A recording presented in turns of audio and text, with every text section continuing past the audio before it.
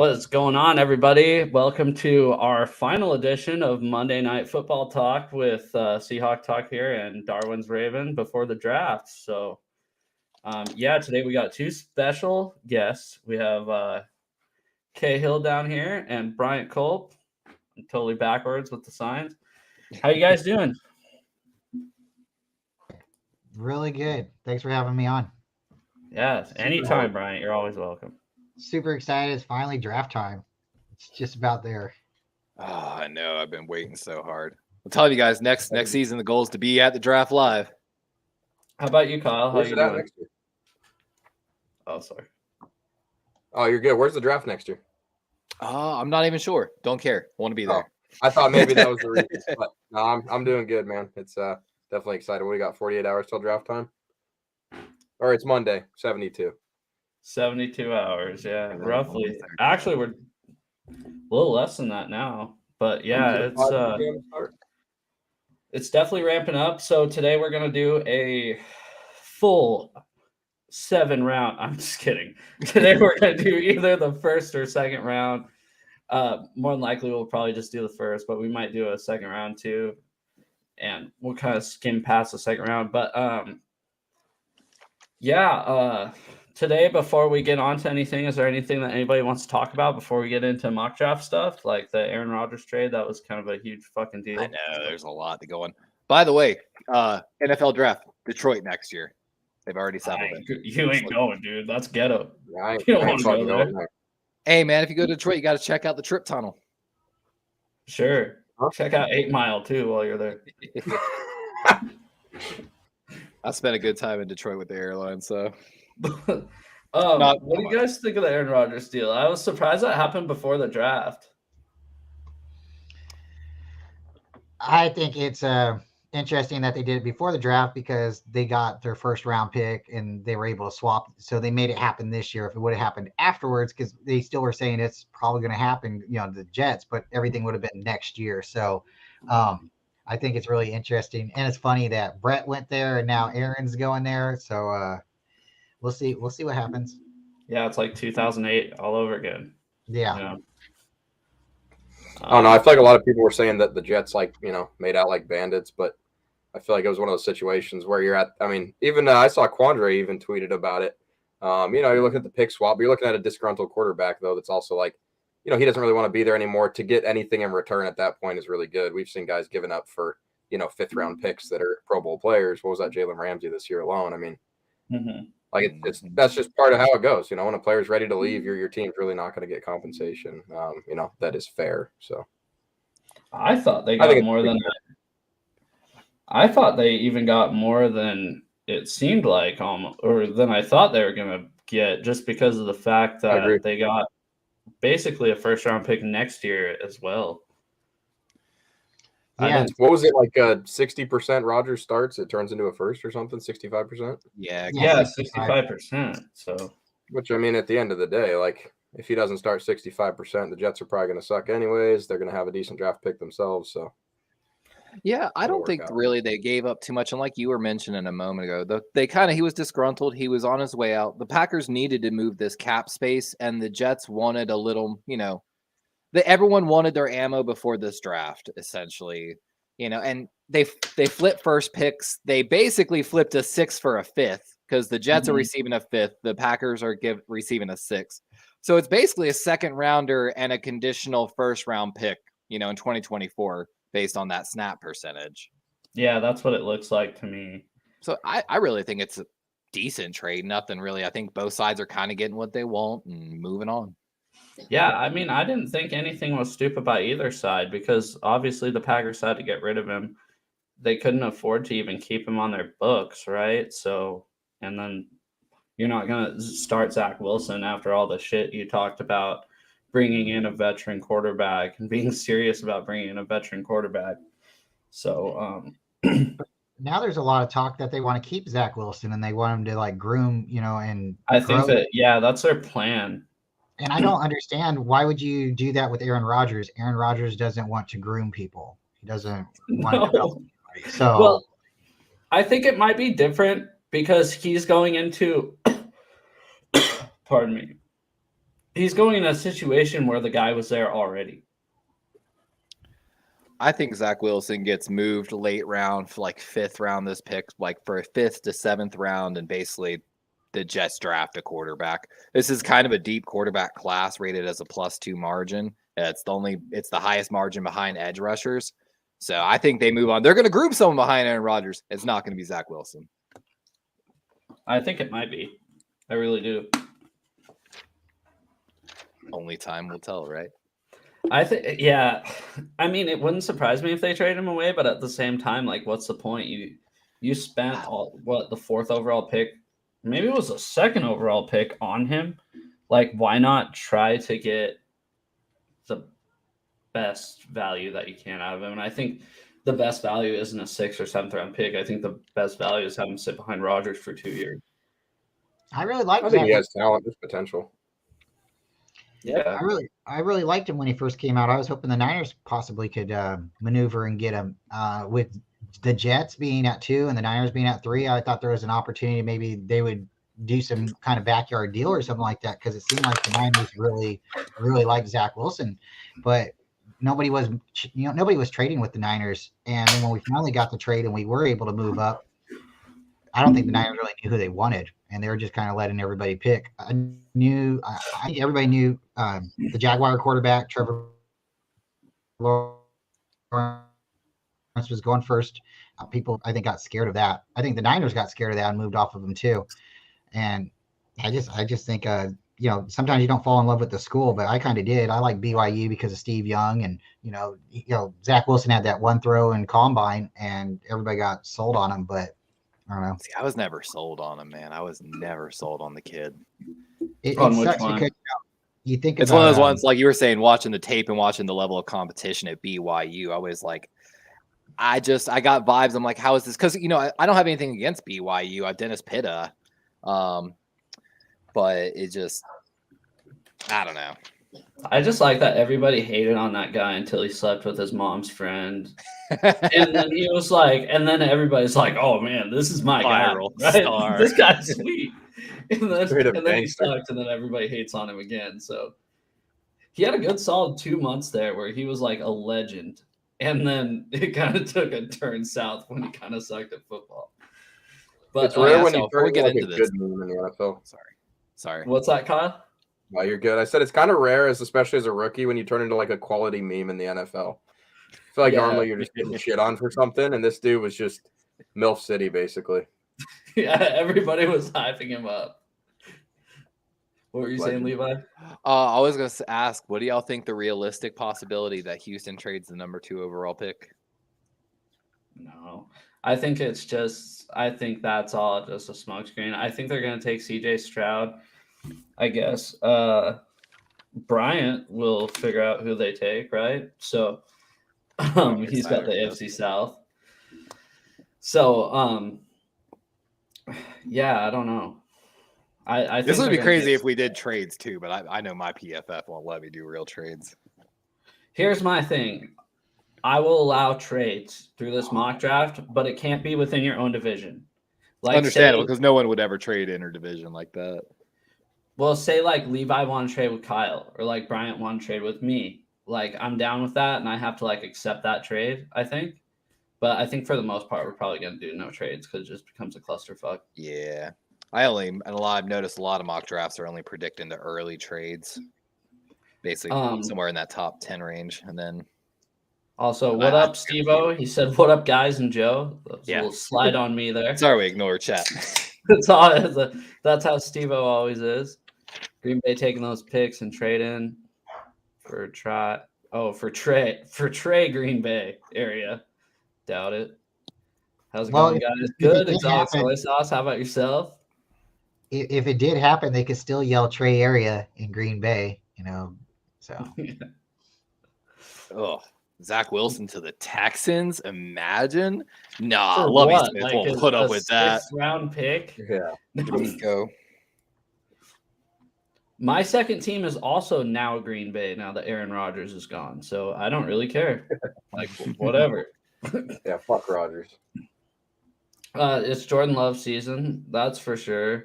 unless they go freaking crazy with number 13 and take like Hendon Hooker or something, imagine how pissed off everybody would get.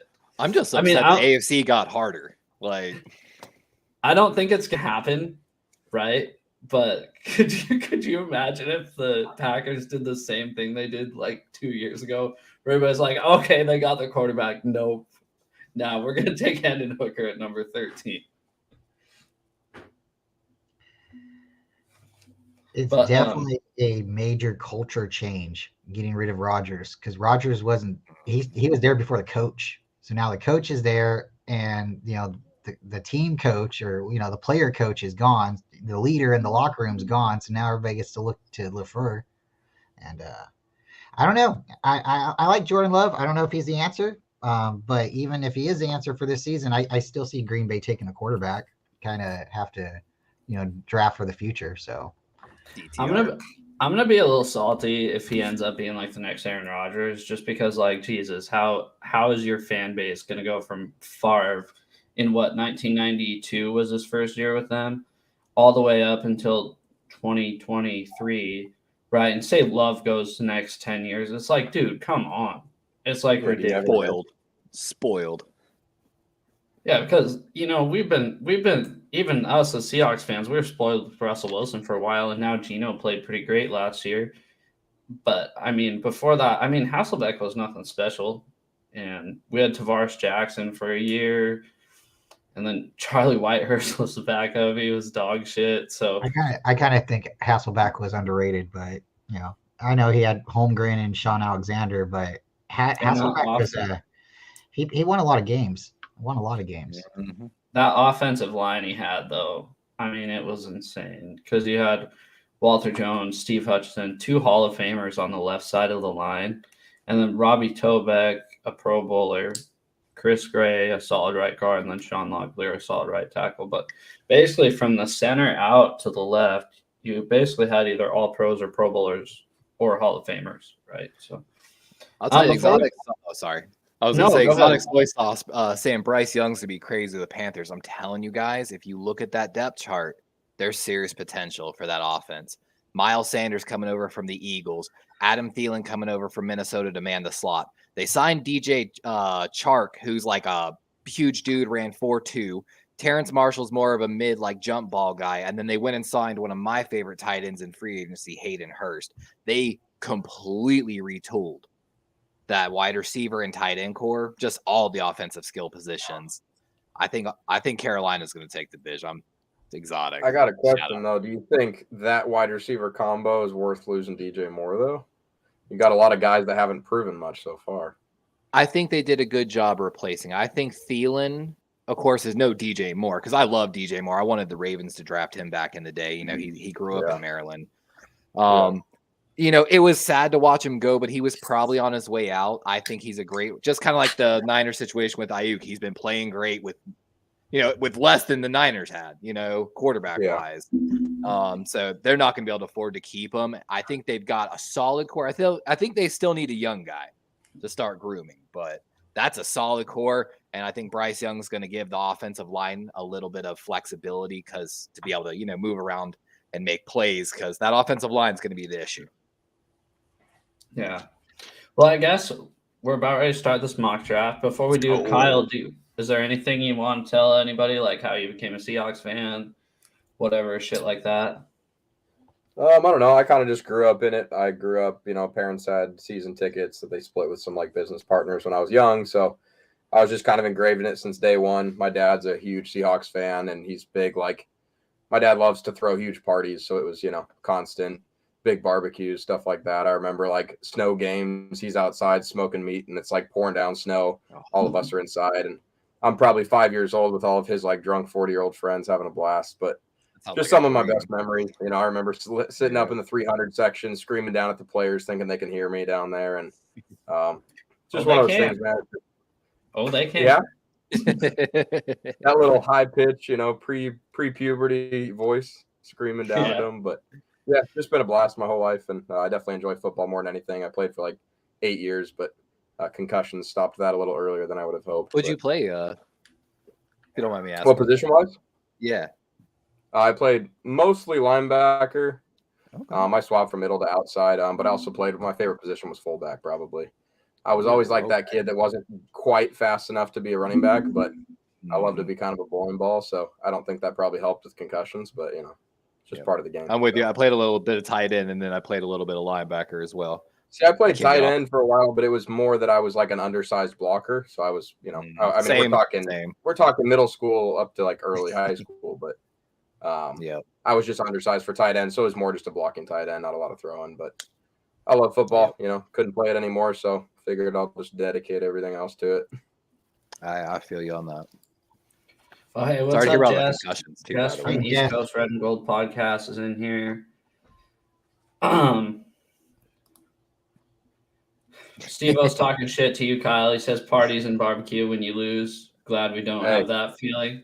Keep on partying, baby. The more you drink, the more you forget, There was a lot of losing going on back then, too. You just get a little bit used to it, I think. It's just part of the rebuild. That's what's awesome about being a Mariners fan, too, is it makes the Seahawks look that much better. Like, you're like, oh man, amazing. At least they're not the Mariners. One more question before we get in, and I think Brian can answer this as well. Well, anybody can answer this, but Saul is with you guys. It says, can we give a prediction for the Jets right now, and how does this affect Saleh's job security? I guess we'll start with Brian because he was there before. Saleh, doesn't he have the Jets currently at the number 3 defense or something from last year? I think he did really well with their defense. He is a defensive-minded coach, even though now he's head coach. But so he's gonna have a really good defense, and now he doesn't have to worry about a quarterback because he has a quarterback/coach. So I definitely see the Jets making the playoffs. I don't know if they're going to win their division, but they're definitely making the playoffs. I think if they get in at 7, they could make the Super Bowl. That's how much I believe in Aaron Rodgers. Well, you guys have beat the shit out of him. I can leave now. So what? I was like, I can leave now. I know you guys aren't Aaron Rodgers fans, but No, bro, you've seen it firsthand, though. You guys were beating him in the NFC Championship every season. But we were beating him just in the playoffs, not in the regular season, and I think regular season, he's definitely going to have a lot of wins. So I'd put the Jets at least at 10 to 11 wins this season. That's maybe going too much, but I would say at least a solid 10. Aaron Rodgers, he's not hurt. He's not really ever really been hurt, I don't know. He broke his collarbone that one year, but other than that, I think he usually plays through it. Yeah. What do you think, Kyle? What's your win prediction? Did the Jets lose any piece? I don't think they lost really any major pieces on defense either, did they? I don't think so. If they That's did, the thing. I mean, if you look at, I don't know where they fall into that, but if they were the number 3 defense, I mean, they were a tired number 3 defense with constant turnover quarterbacks. So, I doubt they're going to regress much. I mean, you could have a little bit of luck, locker room, vibes and stuff. But yeah, I mean, I'd say 9 to 10 wins, more towards 10 though, personally.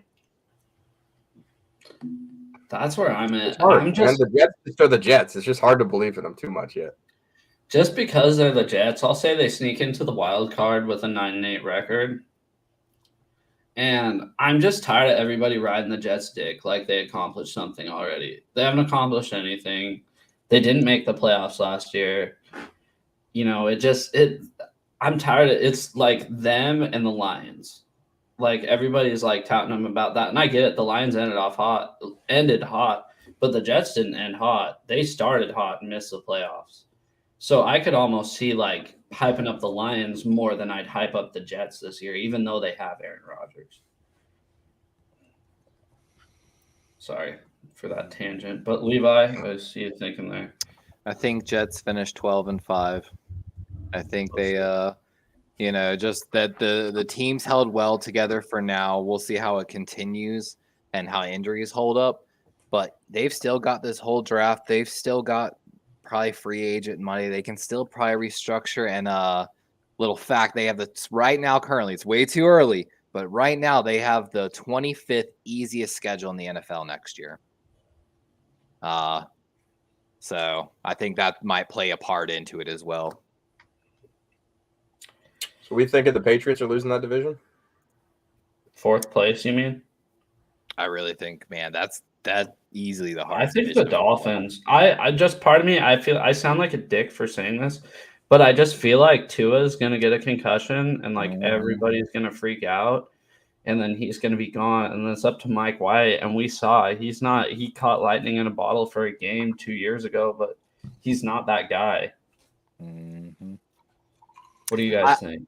I love Tua, but like kind of like you said, I wish him the best. But man, the concussions and just It's your not his fault. It is interdivision games, like there's gonna be teams to like the Saints that are just gonna hit you, man. Like, you know what I'm saying? There's gonna be someone that's gonna take a dirty shot. They don't care. They don't care about the fine. They don't care about a suspension. You know, it's not gonna be a terrible shot, but it's enough. Steve-O says, and then Brady takes the Lions to the Super Bowl.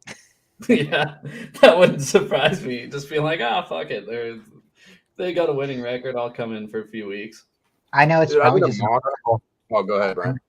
I know it's just an article, but there was an article that just came out that the Dolphins and Brady might still be a thing. So I'm not gonna question. I'm not gonna call it out until the season starts.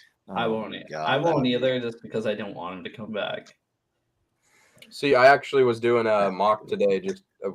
So we have our dynasty that's on year 3, and then someone else wanted to start another one, and I was like, yeah, I'll add in. And so it's weird. I've been focusing so much time on rookies recently. I have the number 1 pick, so that's pretty obvious for Bijan in the league, that I'm in. But I've been focusing on rookies so much that it's like a matter of looking at how that plays into the whole draft, for fantasy. And so I was doing a mock, and they still had Brady in there, like.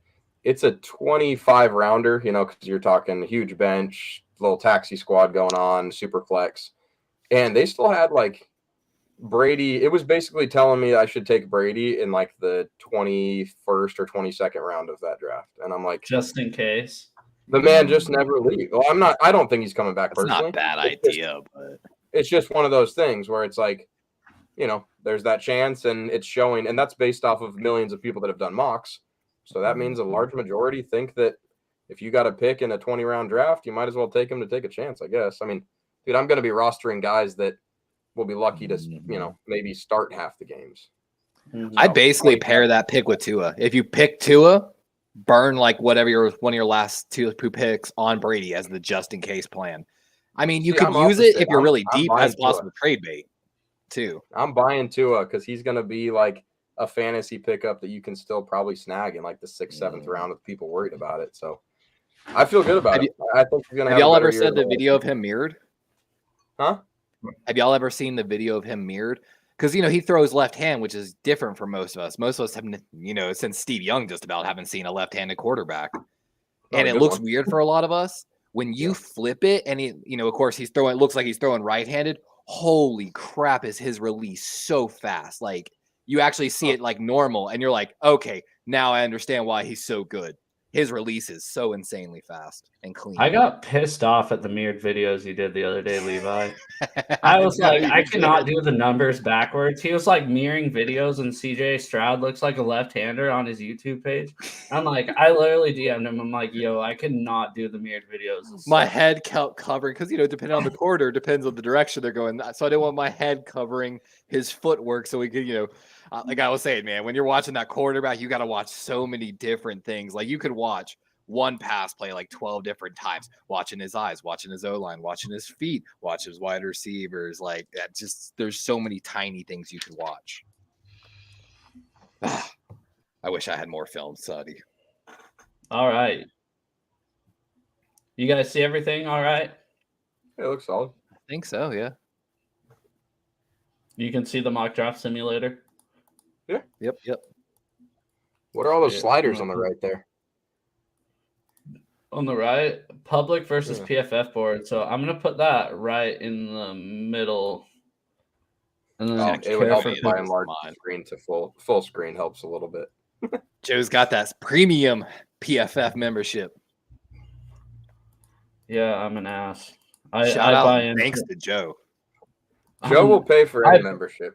Joe's a subscription guy. I would, dude, if I had the money. They've heard me about it before on the stream. I just tell them, I'm like, listen, Joe, I support you. Hey, basically the target audience for whoever they're going after, when they make an ad is me, because I'll probably be like, oh yeah, that looks good. All right, guys. If I ever start up a business, I'm selling to Joe first. That's probably the best person to choose. Just be like, hey, does this look cool? Yeah, okay, it's only $10 a month. All right, sweet, sign me up. Whatever. God, I feel like I'm such a critique compared to you with things, but you kind of, I think, level me out a little bit sometimes. But okay, so first pick on the clock is the NFC South, which is Kyle. Before we start out, guys. Oh shoot. Sorry, before we start out, guys, I have the NFC West, NFC North. Levi has the AFC North, AFC East. Kyle has the AFC West, NFC South, and Bryant has the NFC East and AFC South. Bryant, do you think you could put that in the comments so people know? I know what I'm picking. I don't know what you guys are picking. I'm so sorry. I'm gonna write mine down because I'm gonna forget. I wrote them down. I wrote mine down, even though I know. Boys, I'm a rookie. I didn't bring a notepad. I'm using my phone notes right now. Guys, I've almost filled up my entire notebook here with like notes from the season and the draft, basically. I'll put it in the chat or in the chat before we start. Oh, that's smart, actually. I want to do more of these because I feel like I'm so unprepared, but we'll figure it out. I know. Oh, you're fine, man. Do you have the PFF mock draft pulled up on your computer? No. I'd pull that up on another tab, just like control all the picks and fill them in as you go. That Gotcha. definitely just helps you like see everything, and then you can filter by position. And so Okay. even like I have it up to select every pick. So even like when you make the pick, I'm just going to take whatever pick you make and put it in for mine. Makes sense. Sorry, guys. That way, the players come off the board, basically. Exactly. So you don't have to just say you're not sitting there like, oh wait, this guy. Dude, and that's me. My memory is absolutely trash, so I need to do that. Let me pull it up. I'm the same way, man. Like I'm ADHD to an insane level. So I've done the fantasy football drafts like where it's all online, and I've done the parties where we all show up with piles and piles of notebooks, which is dude. I would love to do that. I would love to do for our draft day somehow to do like introduction videos to play on the stream as we bring people in. See, my group's so like unorganized, but we also are all pretty dedicated that we just all have our phones, so we're drafting on there. But we did for our dynasty, we had a board up, so we filled in the board as we go, just as like a symbolism more thing. But we were still drafting on the phone because I didn't want someone to have to go through and add them all in later. That year I was telling you about earlier where I dominated in that money league, I actually couldn't make it to our live mock draft where we, usually have all our notes. I was at work at the airline's third shift calling in. All right, it's my pick. Okay. Is such and such gone? Okay. Who was taking the last 5 picks? Okay. And just having to do it all over the phone too. And I still made a great team. Shit. Wait, so I'm on this mock draft thing. Do I just click enter draft and then it'll basically start and I can pick? Yeah, you'll hit I think you let me go back to the. Oh yeah, we're good. I'm not trying to subscribe to anything. Yeah. You hit select all teams so you can make every pick and then enter draft. Okay. And then be like, 1 second, guys. Let me find my debit card. This will be easier. And then you can hit start draft at the top right. I don't think there's any time limit. Enter draft start. Okay, cool, perfect. Thank you. I don't pay for it. I'm too broke. This is a nice layout too, because then we can see those guys that are available. Okay, cool. I like that. Yep. Subscriptions are the reason I'm broke. Okay, I'm man. NFL Plus, The Athletic, Pro Football Focus, like literally any BS that they can sell me, I just buy it. Dude, if it brings you joy and you're not, they get you on those ads. They're also targeting you when they have those ads of like, ever find subscriptions you forgot you were paying for? That's Joe. Yeah, they target me, but I'm like, no, I'll just go create a new debit card at BECU. I'm not. I love that. That's your hack for that. Not like a crazy person. They always listening. Y'all talk about so much of the Niners, and I've been listening to y'all. Or not Niners, Warriors. Warrior stuff's been popping up on my feeds constantly.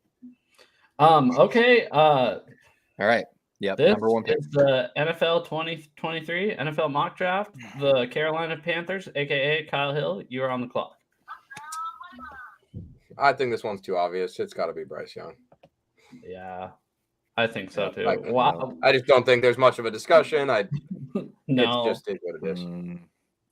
This is where Houston things get Texans? weird. Let me see. That's what AFC South. Is that me again?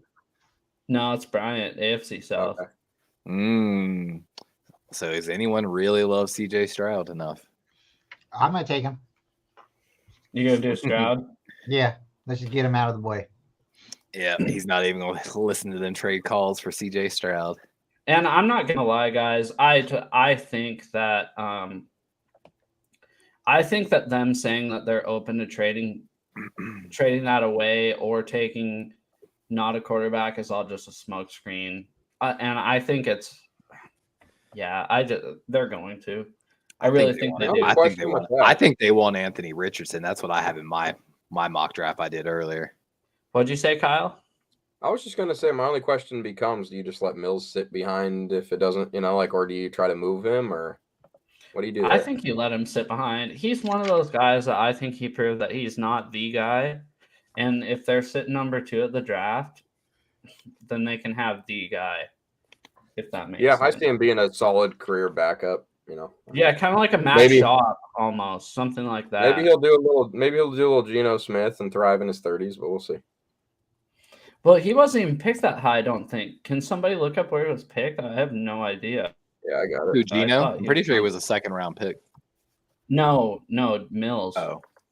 Let's see. Mills was third-round quarterback. Yeah, 67th overall. And, 67th, third round. He was out of Stanford, right?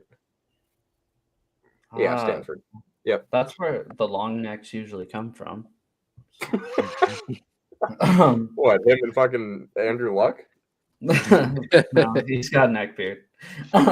Anyways, with the third pick, the Arizona Cardinals select Will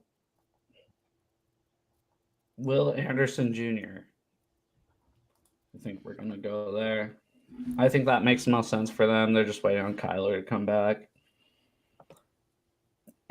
And it's God damn it, what division is this? Oh, Brian, AFC South again. Yep. Let's go Anthony Richards. Oh, you're going Tony Richardson, huh? Yeah, I'm just looking at what they have for their needs, and it says quarterback, so let's take him. You don't think it'll be Levis? It might be. I'm not sure exactly what all these guys' stocks are going up and down, but it seems like Levis and Richardson have gone back and forth about 20 times since the combine. But it also seems like Anthony Richardson, you want him to go to a place like Vegas or somewhere that has a bridge quarterback to sit behind for a couple of years. That's what's annoying is I feel like everyone's projecting Seattle because of that exact reason. Yeah, but I don't think so. And with the 5th pick of this NFL draft, your Seattle Seahawks are taking Jalen Carter, defensive tackle, Georgia. I want to know specifically what Kyle thinks about this one. I'm into it. He off the field issues aren't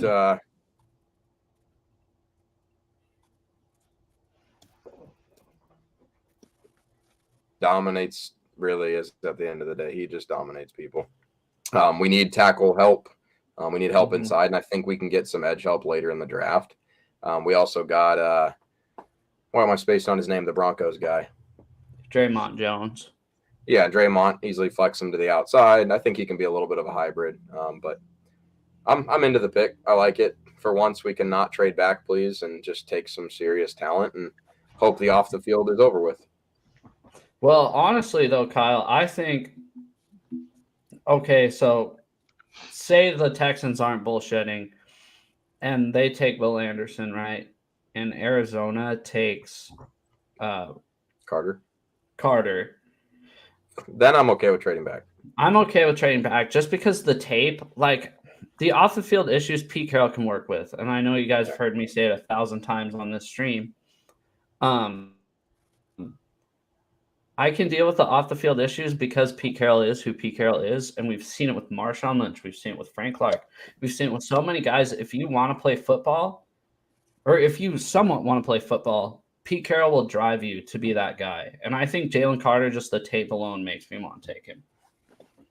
Yeah, I think if Carter's not there, I think if Anderson and Carter are both gone, I'm fine with trading back because I think, there's definitely a drop off. There's a drop off in our needs at this spot if those guys are gone. I don't like Tyree Wilson as much as some other people do. Just looking at the tape, it seems like he got more coverage sacks than he did like where Carter and Anderson were there before the quarterback could throw the football.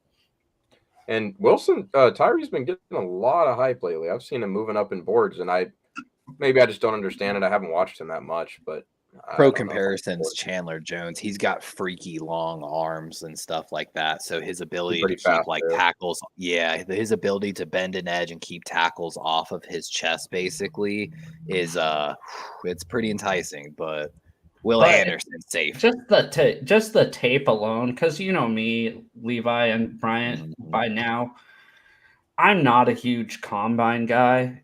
I'm a huge like tape guy, and when I watch Will Anderson and I watch Jalen Carter, I'm like, holy shit, dude! These guys are studs going against SEC talent. Just dominating. I'm in agreement with her. It's a no brainer for me on that. Okay, sorry for wasting everybody's time. I have the NFC North. I got the Detroit Lions, and a lot of people are saying Devin Witherspoon here, but I'm gonna go Christian Gonzalez. Ooh, okay. I'm into that. Part of me feels like with Christian Gonzalez, it's almost like the Sauce and to a lesser extent, the Sauce and Stingley last year, where you thought Sauce was going to be first, but Stingley goes first. And I think that's how it's going to be with Christian Gonzalez. Singletary.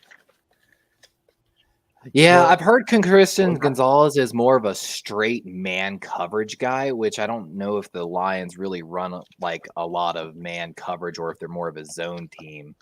I think that's the reason why Witherspoon might be make more sense for the scheme. I don't know. That's my pick. I like it though. I like it. You can't really be mad with it. He's an elite level. This is mock draft 3.0. Anything goes. All right. That's for sure. All right, who's up? Raiders. Kyle.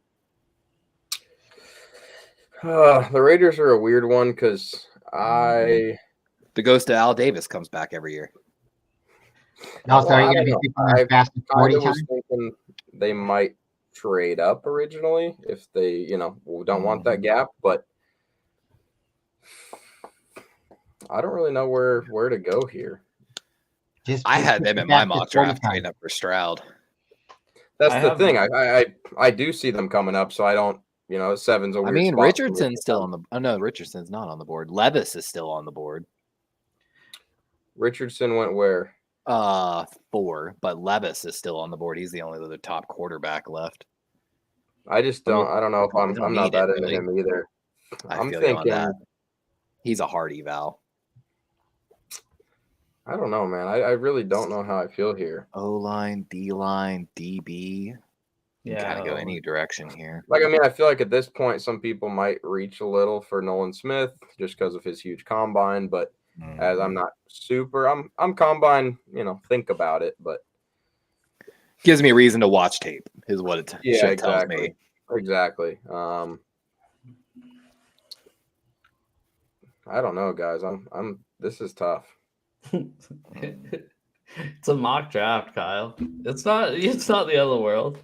Let me see here. Dude, I'm gonna have him taking Levis then. I have him taking a quarterback earlier, trading up, but I just think it's a need for them.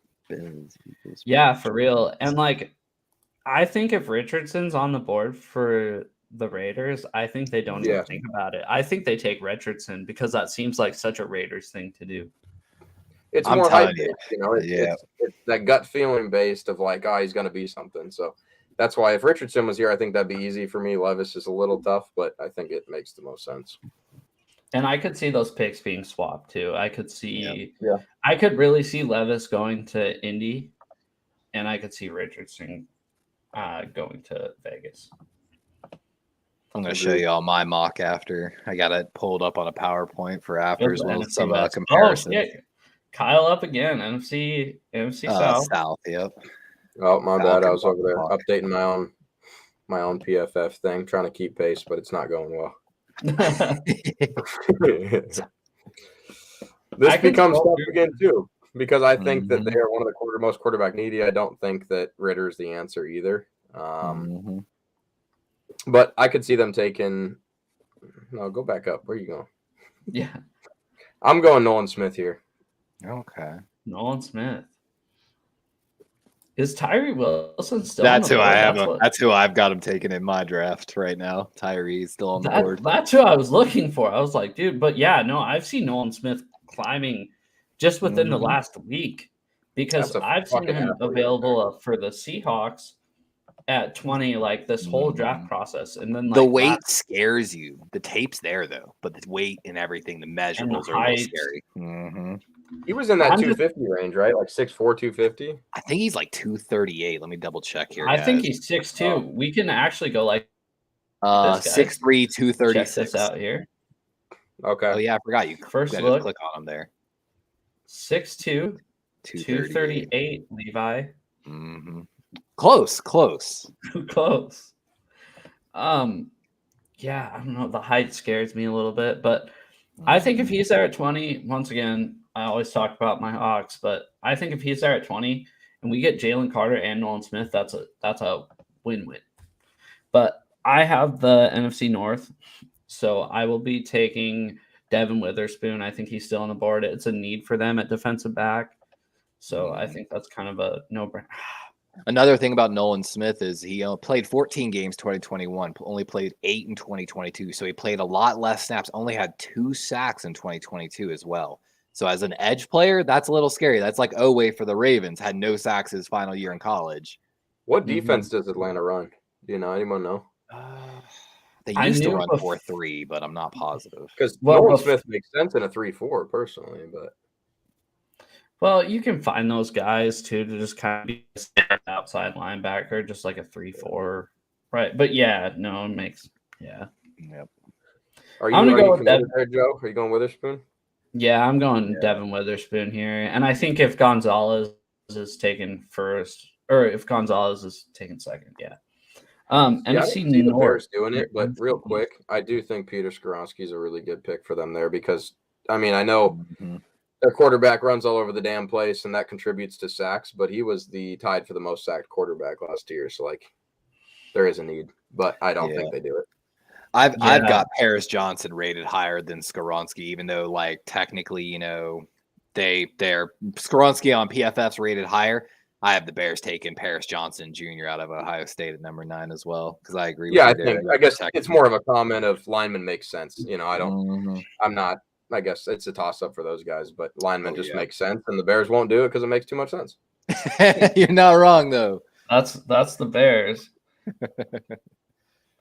Hey, Bryant, you're up with the NFC East. You got the Eagles. Their needs are wide receiver, guard, center, D-line, and safety. Wow. So I pulled up a website on my phone too that I'm kind of working off of as well, and I'm kind of compelled to take their pick. Their pick is Bijan Robinson, but I have 2 people that are influencing me on this as well. So I know it's not up there on their position of needs, but shout out Little Sponge with the Philadelphia Eagles first round pick and David McNiner. The Eagles are selecting Jake Moody. What? Fuck off. Brian, we're not doing this. Brian, you got to make an actual pick here. Bijan Robinson. Robinson. I have seen it.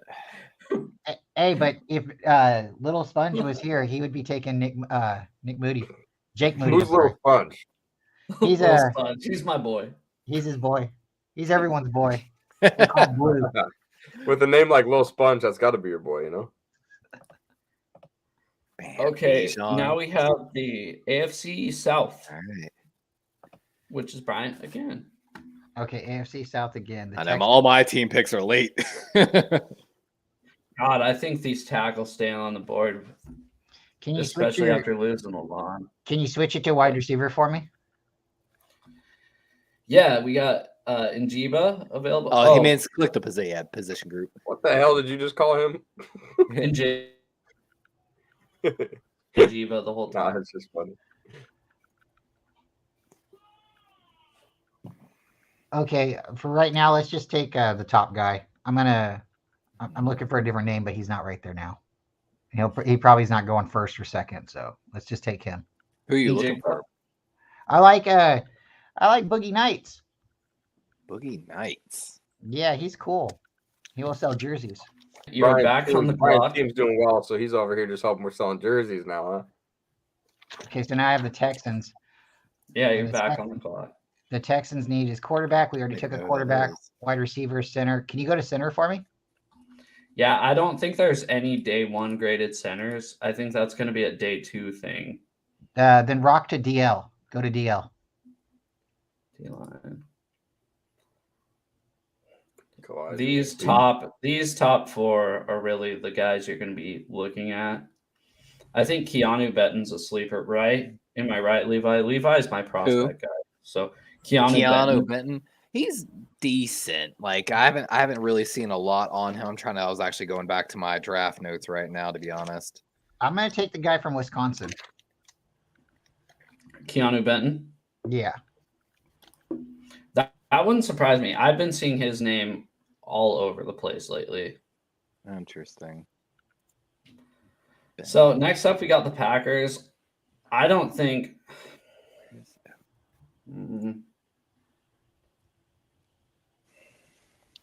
This one's tough, guys. Oh, this isn't though. You don't think so? They didn't address a big need in free agency. What's a quarterback's best friend? A left tackle.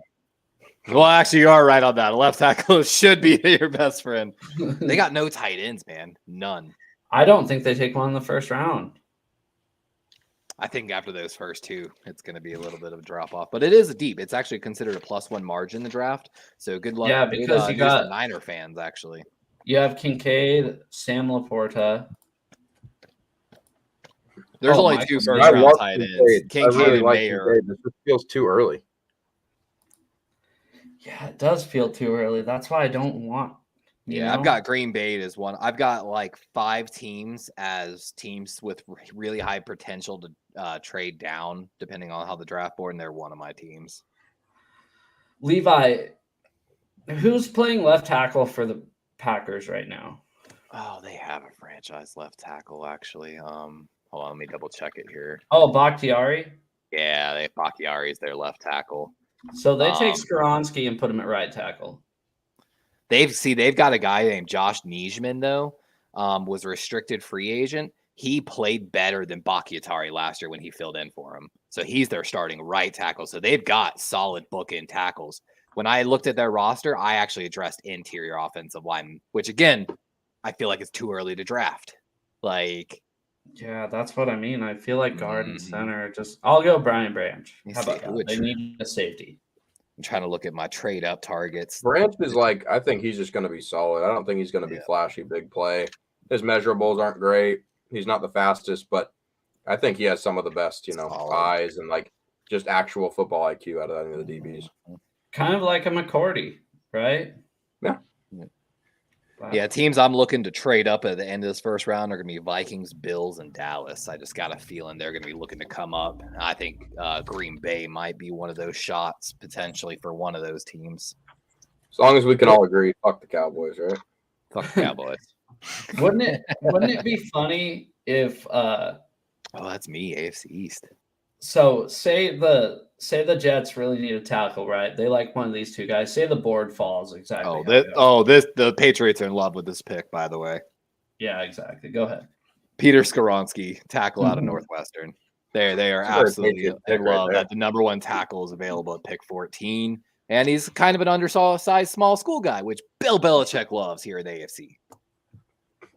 I mean, I guess at tackle he's a little undersized, but what's he? He's still 6'4", 330. Oh yeah, he's just a little smaller than Paris Johnson, but he's so good technique wise.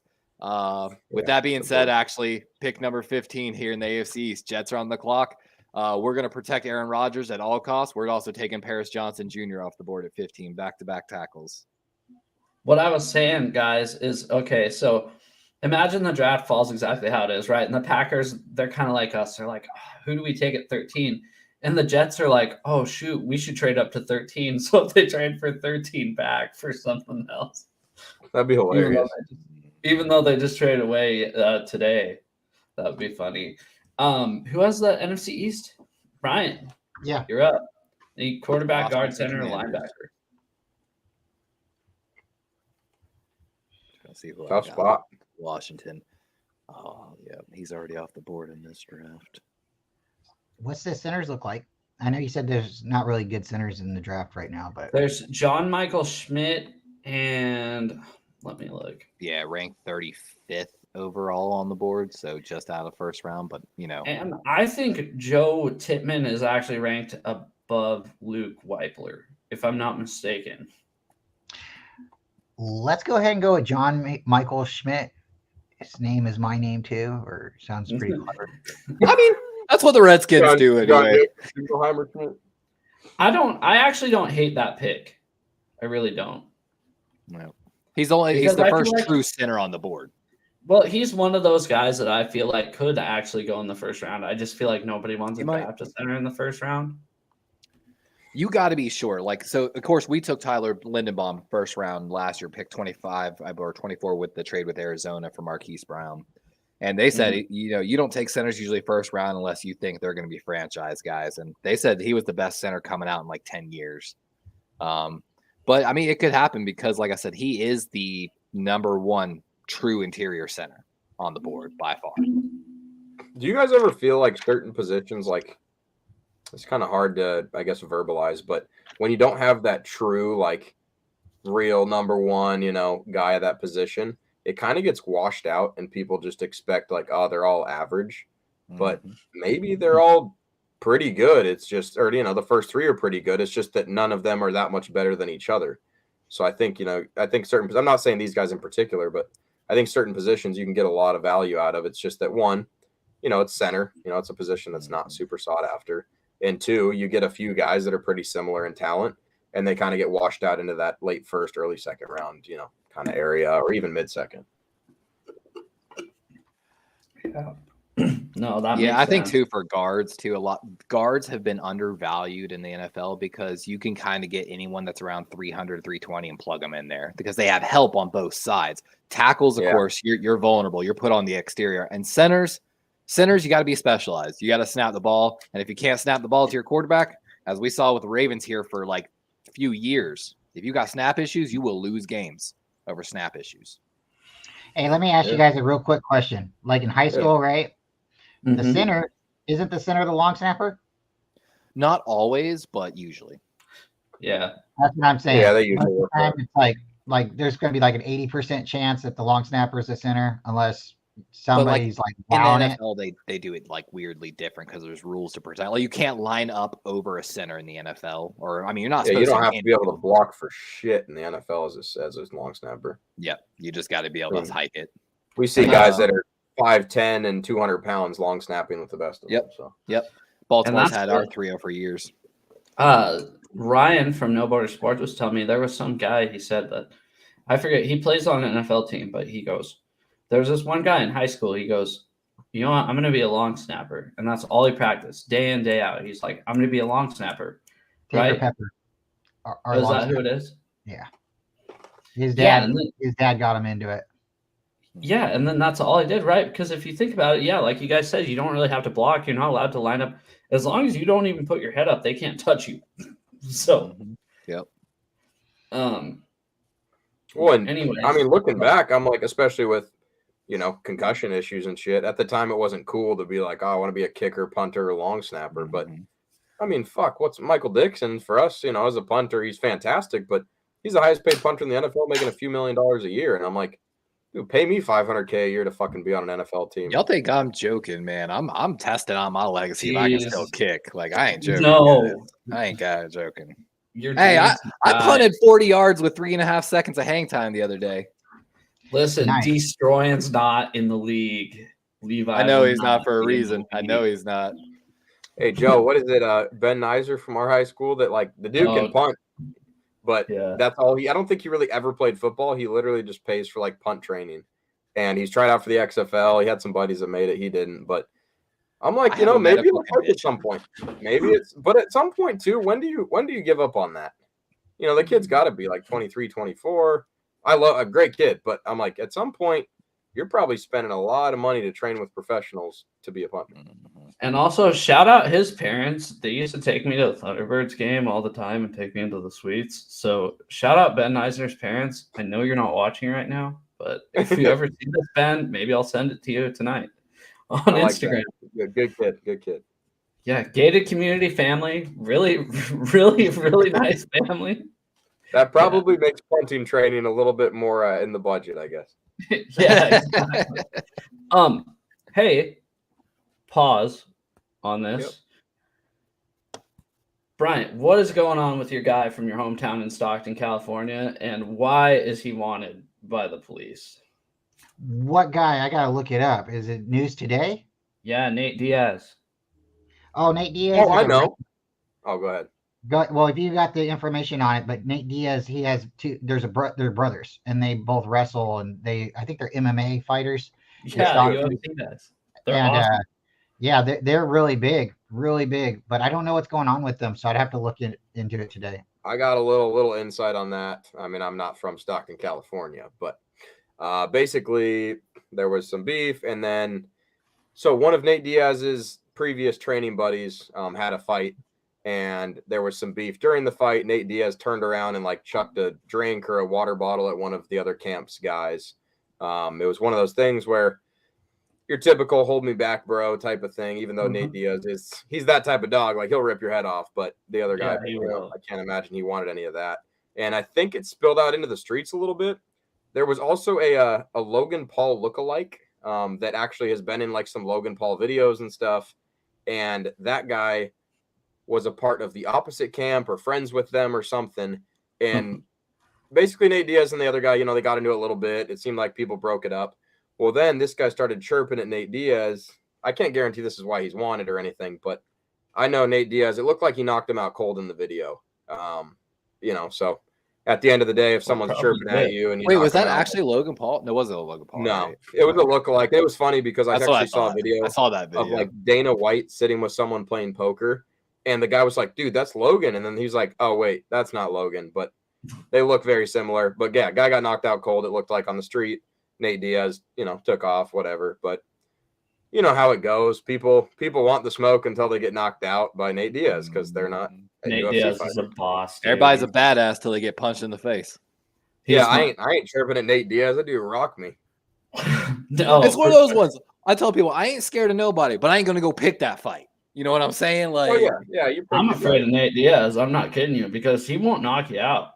He will punch you in the face, and it will hurt. I grew up with an actual psychopath, like an actual fucking psychopath. He's awesome. Dude, he used to look at me. He's going to tell me he's going to slit my throat while I was sleeping. I think that's right, guys. Sorry for getting so off topic.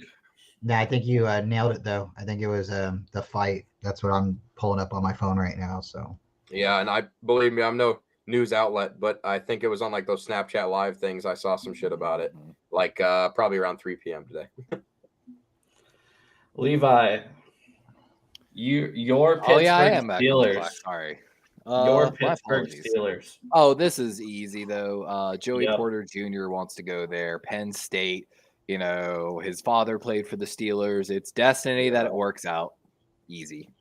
That guy's got the best measurables out of the top 5 corners, right? I mean, he's a little skinny. I think he's like 198, but he's like 6'3", 6'4", isn't he? Let's double check. Being a Seahawks fan, we like those long, lengthy corners. 6'2", 193. Okay, I but saw a very strong man coverage guy. Very strong. Yeah, I guess he struggled a lot in zone, and that's why he went from possibly being a top 10 to kind of dropping now. I actually watched some film on him a few hours ago, just looking at corner prospects, and I wasn't a huge fan, but as I said, he's got some measurables, he's got some speed, so they could turn him into something maybe. But yeah, he seemed to get lost a little bit, like just a little late. Looked a little like jittery in coverage to me. Slightly like playing a game of catch up a little bit. But NFL coaches can do something with that. Might not have that short term burst, kind of, especially if he had to play the slot. Yeah, almost like he's chopping. He's keeping his feet moving, but almost in like it looks like squirrely a little bit to me. But I don't know. Okay. I'll have to keep so I got especially if he does end up with Pittsburgh. Yeah, I got the Lions here, and Honestly, I didn't have him taking wide receiver originally until Jameson Williams got suspended for 6 games? Is that what it was? Something like that, yeah. He's gone for a little bit. I think they'll go receiver, and I think they'll go that guy from TCU. What's his name? Oh, Quentin Johnson. Sorry, Johnson. Yep. Yeah, Quentin Johnson. Like I think. And he's not Jameson Williams, right? So even when Jameson Williams comes back, they'll have something to complement. Yeah, I've actually even got them on mine taking Quentin Johnson, number 18. I think they want to really take that offense even further. Kyle, you have the Buccaneers. This one just kind of makes sense for Kincaid. Personally, I like Osiris Johnson from Florida. Torrance. Whatever his name is. Seems like he's been slipping lately in the draft. He has, and I don't know that I know why. Is why I'm not going here. Maybe it's a reach of something I'm not paying attention to, but I'm gonna go Kincaid here. I think tight end's important, and that he's definitely the best pass catching tight end there is out of this draft. So I think that's important to add a weapon on the inside. Him and Otten on the same, running 2 tight end sets. I think Otten's awesome. Well, obviously I do because he's a UW guy, but yeah. We got the Seahawks here at number 20, and I want to consult with Kyle here on if he thinks Miles Murphy is a good pick for us because we got Jalen I think Carter. If Murphy's here at 20, I am all about that. We already got D tackle, yet another edge guy. That's what I told you last week. Dude, and the thing is, you get that, you pair that with, we don't have a lot right now, but we have a couple pieces. And we just went from one of the worst D lines in the NFL to one of the best if these guys pan out. Terrifying. Yeah, and that's I wouldn't even mind Kansas like the 49ers, right? Yeah, I wouldn't mind Kansas here, but you're a big Kansas guy, and I agree. But we went we went Carter, so yeah, let's go Miles Murphy. Pairing him with Darrell Taylor and Shannon Nwosu, I think that's a great combo. Kyle, you got AFC West again. Where are we at now? Dolphins. Chargers. Tampa what am I saying? Tampa talked to Brady. Remember they had to forfeit their first round pick? Oh, but in this it's still there, huh? It's forfeited, but yeah, we just skipped over him. It's bullshit. Give me my pick back.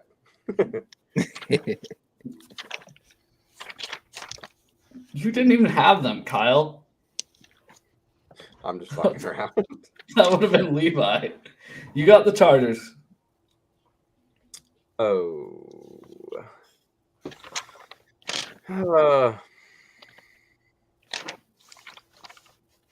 I like Addison here. I actually think Addison I like a little bit better than Johnson, wide receiver wise. Wait, did Flowers go already? No, he's still there. Oh, never mind then. I want Flowers here. Okay.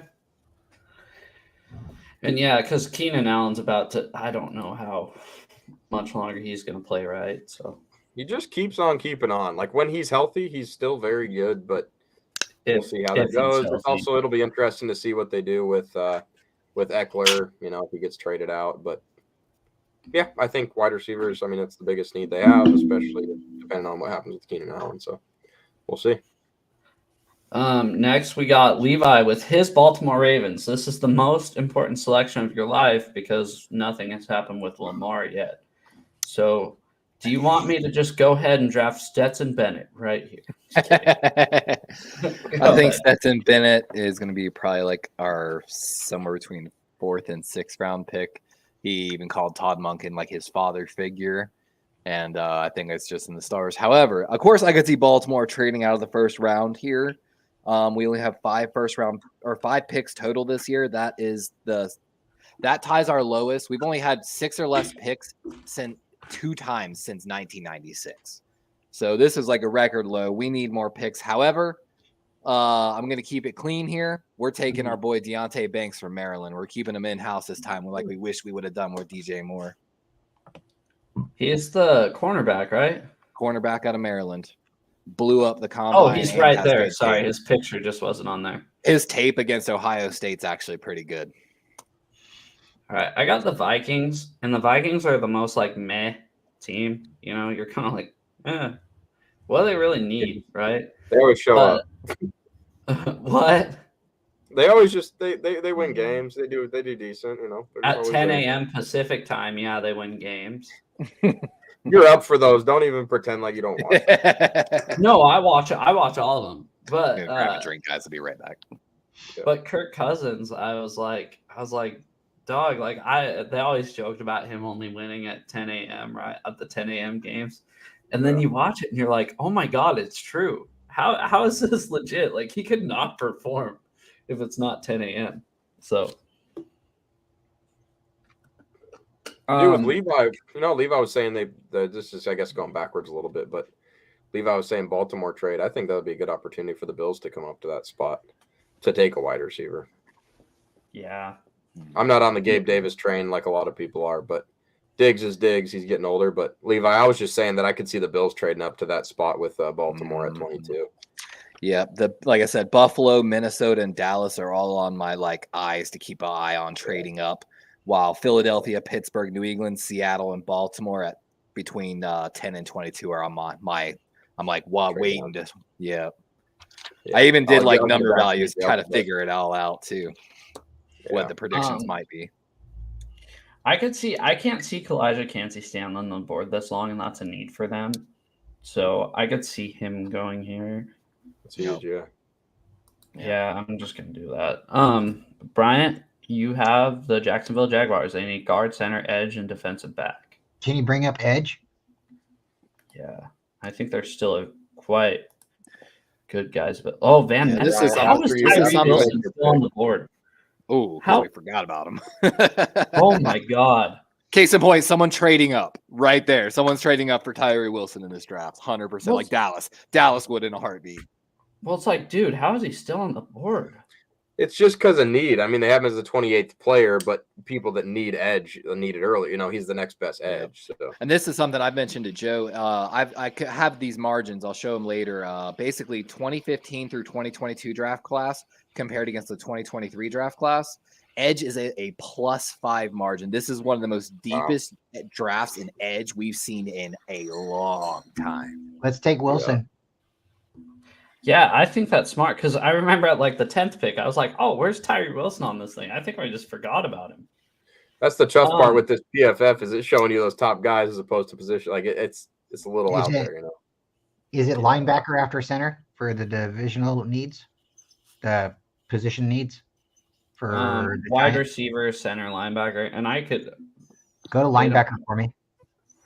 They don't have any receiver.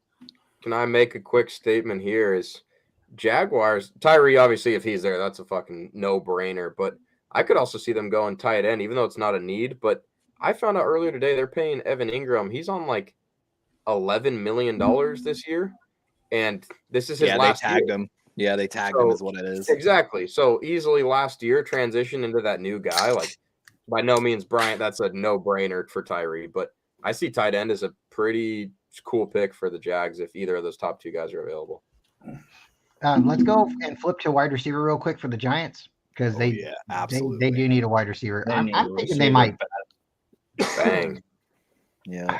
Can you roll it down a little bit for me? Yeah, you're the one that put that trade in my head, Bryant. If the wide receivers run early, they're gonna be calling the Niners about Ayuk. I think you are very smart on that when you made that one up. Well, it's not a fan favorite, and a lot of people hate the That's why I appreciate you for it. Trust me, I get a lot of hate from Raven fans. I'm just trying to think legitimately, if you're going to trade somebody, you don't want to trade Trey Lance. You don't want to trade, who else can you trade, right? So there's Elijah Mitchell and then there's, Ayuk and I don't know. But for this one right here, let's go with the volunteer. Let's go with Tennessee, Jalen Hyatt.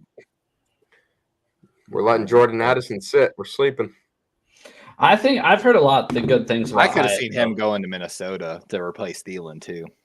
And the thing go ahead, guys.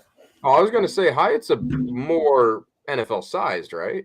Because this is a very undersized wide receiver draft. Mm-hmm.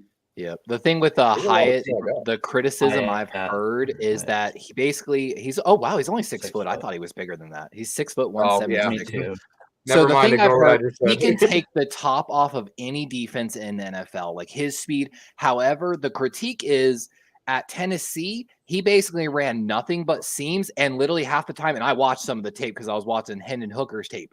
They just leave him open. They run 4 seams. He runs a seam from the slot, and just no one covers him. And they're like, well, it's not. They literally said on tape, well, it's not our fault they don't cover him. How big is Richie Can I say this? Are all of us in agreement that Hendon Hooker is underrated? Agreed. No, I think he's been overrated lately. Like as far as his. Maybe I haven't seen the hype. Maybe I haven't heard about it much. But I think, I mean, God, I would love to get that guy second round as like someone to learn a little bit.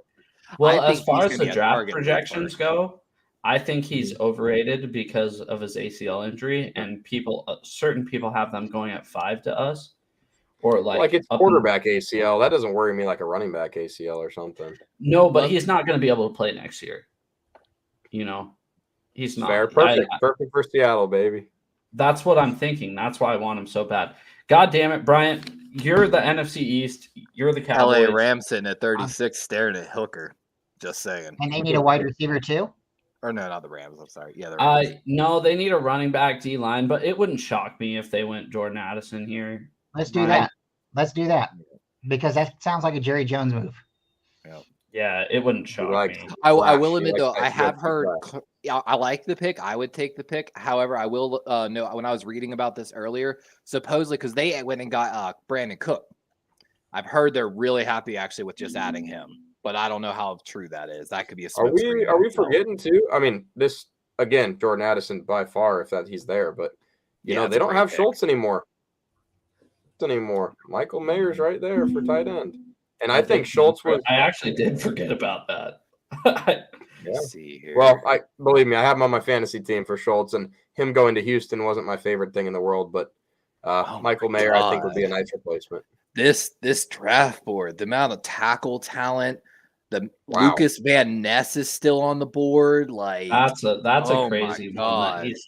I think he'll be gone by then. I don't know why I took Miles Murphy instead of Van Ness. They're still. I mean, between Darnell Wright, Anton Harrison, and Broderick Jones, there's 3 left tackles, and Dawan Jones, which could play left tackle or right tackle. Like 4 first-round tackles still on the board here, but the Bills don't really need tackle. They do you saw how Josh Allen was running around for his life. No. I've done the research. That's the interior line. They've done a little retooling there. And I'm staring at Osiris Torres, and I think that's gonna be the pick here. I think my boy Chimera would agree with me, but man, I'm all right. So I'm staring at Emmanuel Forbes, Lucas Van Ness, and Osiris Torres on this board right now. And I'm like, man. I'm trying to think if any of these other tackles could slide to a guard as well. But I think most of them could. I really do. I think tackle, if you can play tackle, you can play guard. I don't think if you can play guard, you can play tackle, though. It's a little, yeah. Kind of like Darnell. Oh, this is tough. Sorry. Just look over this board one more time. I need corner. I think I'm going to stick with my original pick here for my mock draft. I'm taking Manuel Forbes off the board here from Mississippi State, the cornerback. No, I think he can play a little bit of everything, and I think they're ecstatic, and they need a secondary rehaul.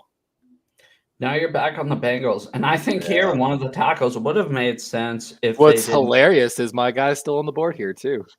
Sorry, if they didn't take what's his name. Mm-hmm. There's actually a huge hold on the Bengals after Hayden Hurst left. They wanted to keep him. He left. And my original pick in my mock draft is still number 1 on the board, and that's Michael Mayer, the tight end from Notre Dame. Basically coming in. They have a history of drafting from Notre Dame. They, I'm trying to remember who was their last. Sorry, I'm going to have to look that up. But, yeah, tight end from Notre Dame on the board. That's fine. Wait for Kyle for a second here. Yep.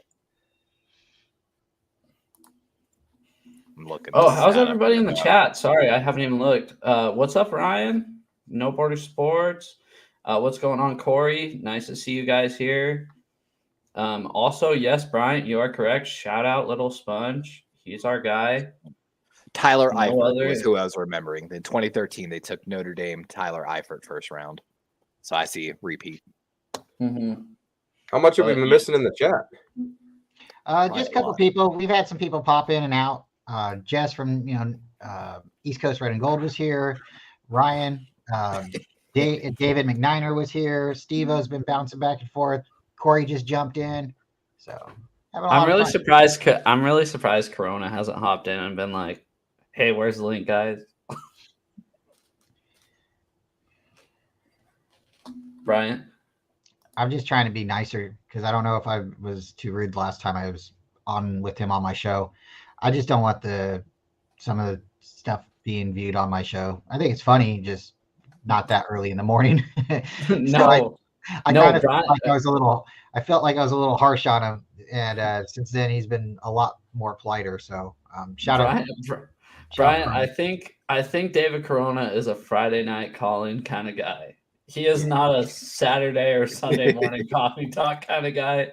When you start bringing out the toenail clippings and the frozen pea cup, that is a Friday night kind of thing. Shout out to Gunny if you're still there, by the way. Kyle, you should have been a part of it. You would have laughed your ass off.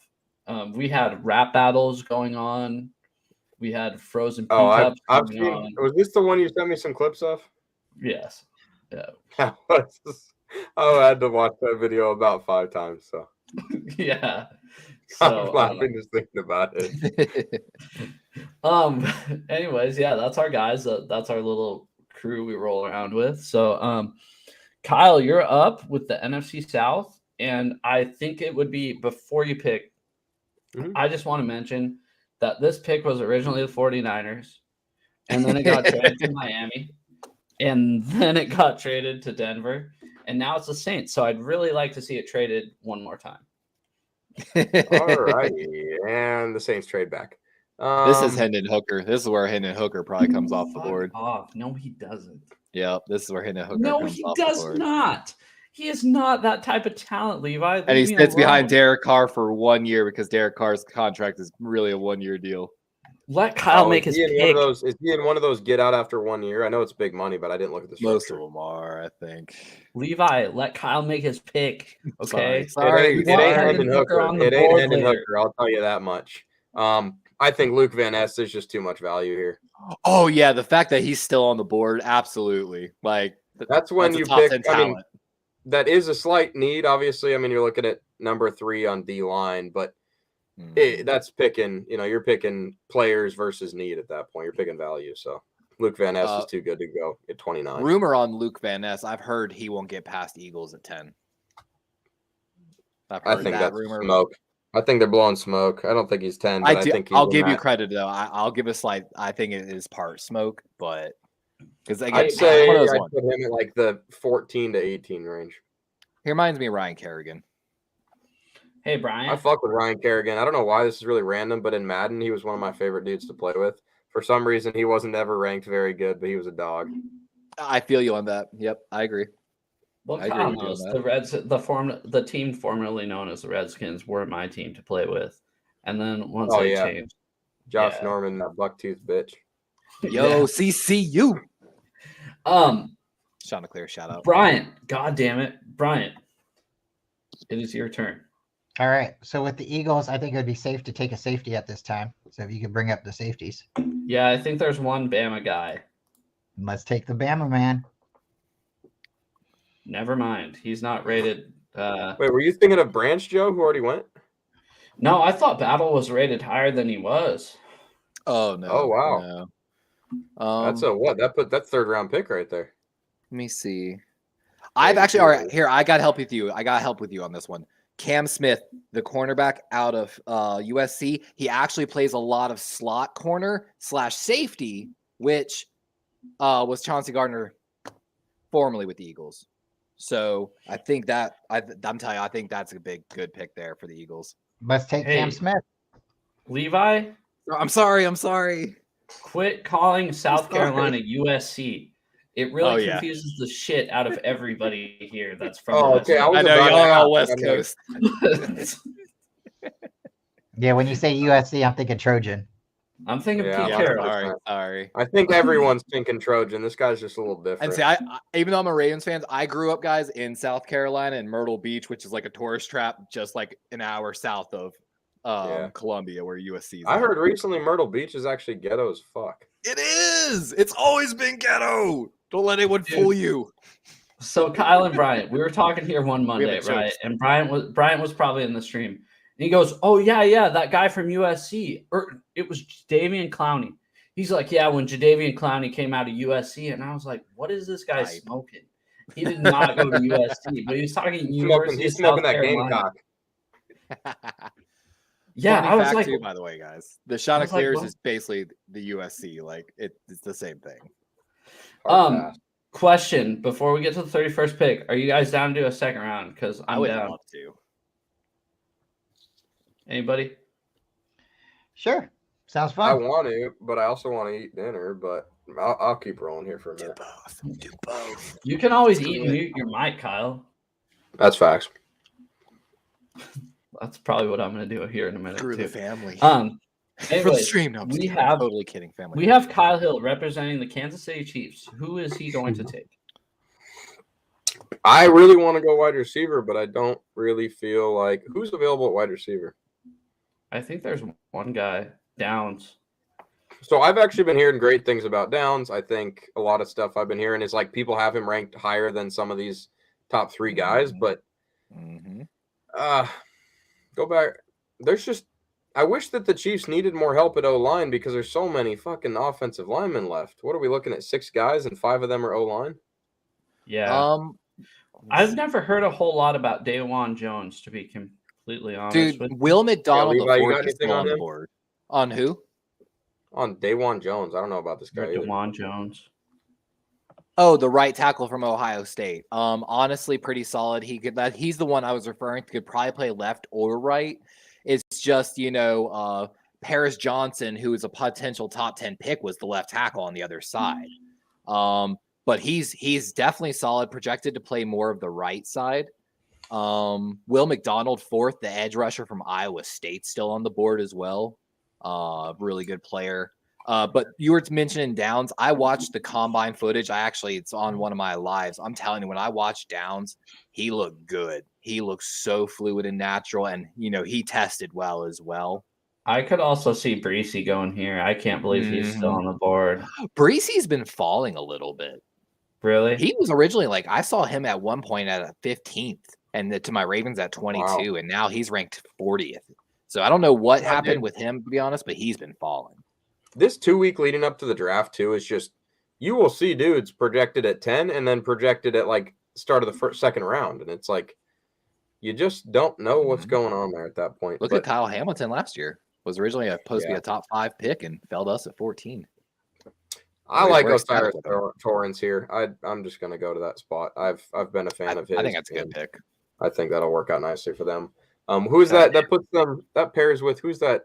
Is that white dude they got a tackle? I want to say his name's like Humphreys, or why am I spacing on it? Oh, Creed Humphrey, center. Yeah, and he's a really good center. Yeah. I wanted Baltimore to take him, and we missed him the year before Linderbaum. So I think that'll be solid, matching him at guard next to him. So Osiris is also he's an oversized guard, isn't he? He's pretty big.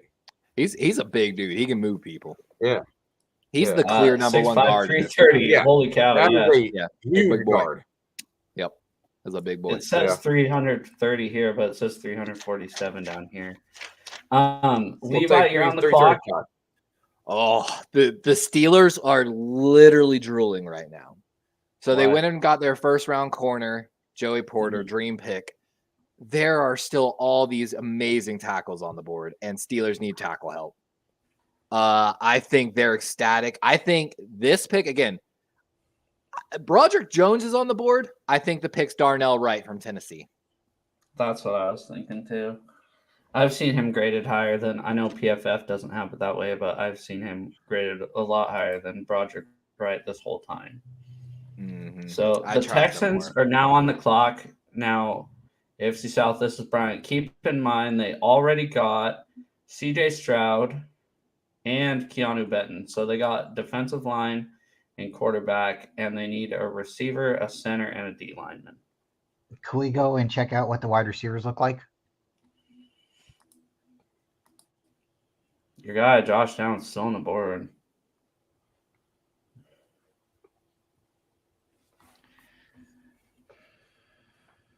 I guess we'll take him. I don't always draft by like position rankings and stuff because I don't really care about the rank, the grade at the end. But we'll take him because he's got. Can you click on his stats or his bio? Yeah, I took a 6-footer the other day earlier. Yep. Like He's a little smaller, if I remember correctly. 5'9". 5'9". Yeah. But look at his stats against Clemson, right? 71.4. Or his grades, I mean. Virginia Tech 90.5, and Virginia Tech has some NFL caliber defensive backs on their team. Mm-hmm. So what was his worst performance against Georgia Tech? They're a good team, but no, I actually think his knew a guy worst that played performance linebacker was in against. Virginia. Who's that? Who's the logo? Sorry, that is if you look at his 40 time too, I think he was one of the fastest testers at the combine too. And I'm telling you, like I said, I have actual notes from the drills. But look at that weight. Yep. 171. I heard it was some podcast. I think it was like Rondé Barber or something, but he was hyping up Josh Downs as like his number 2 to 3 wide receiver. But I think he was on with Steve Smith, so you gotta hype up the little guys when you're talking with Steve Smith a little bit, Yeah, and that's the thing. Like they hyped up Zay. Don't get me wrong. I like little guys, but little guys have a purpose and a role more so. And don't get me wrong. There's sometimes those guys that break it. Like don't get me wrong. As much as I hated Antonio Brown when he was with the Steelers, I had to give respect to that man because even though he was smaller, his route running and ability to create separation was truly like number one level. Like. Let's see. Dude, route running, he was, one of the best ever, to be honest with you.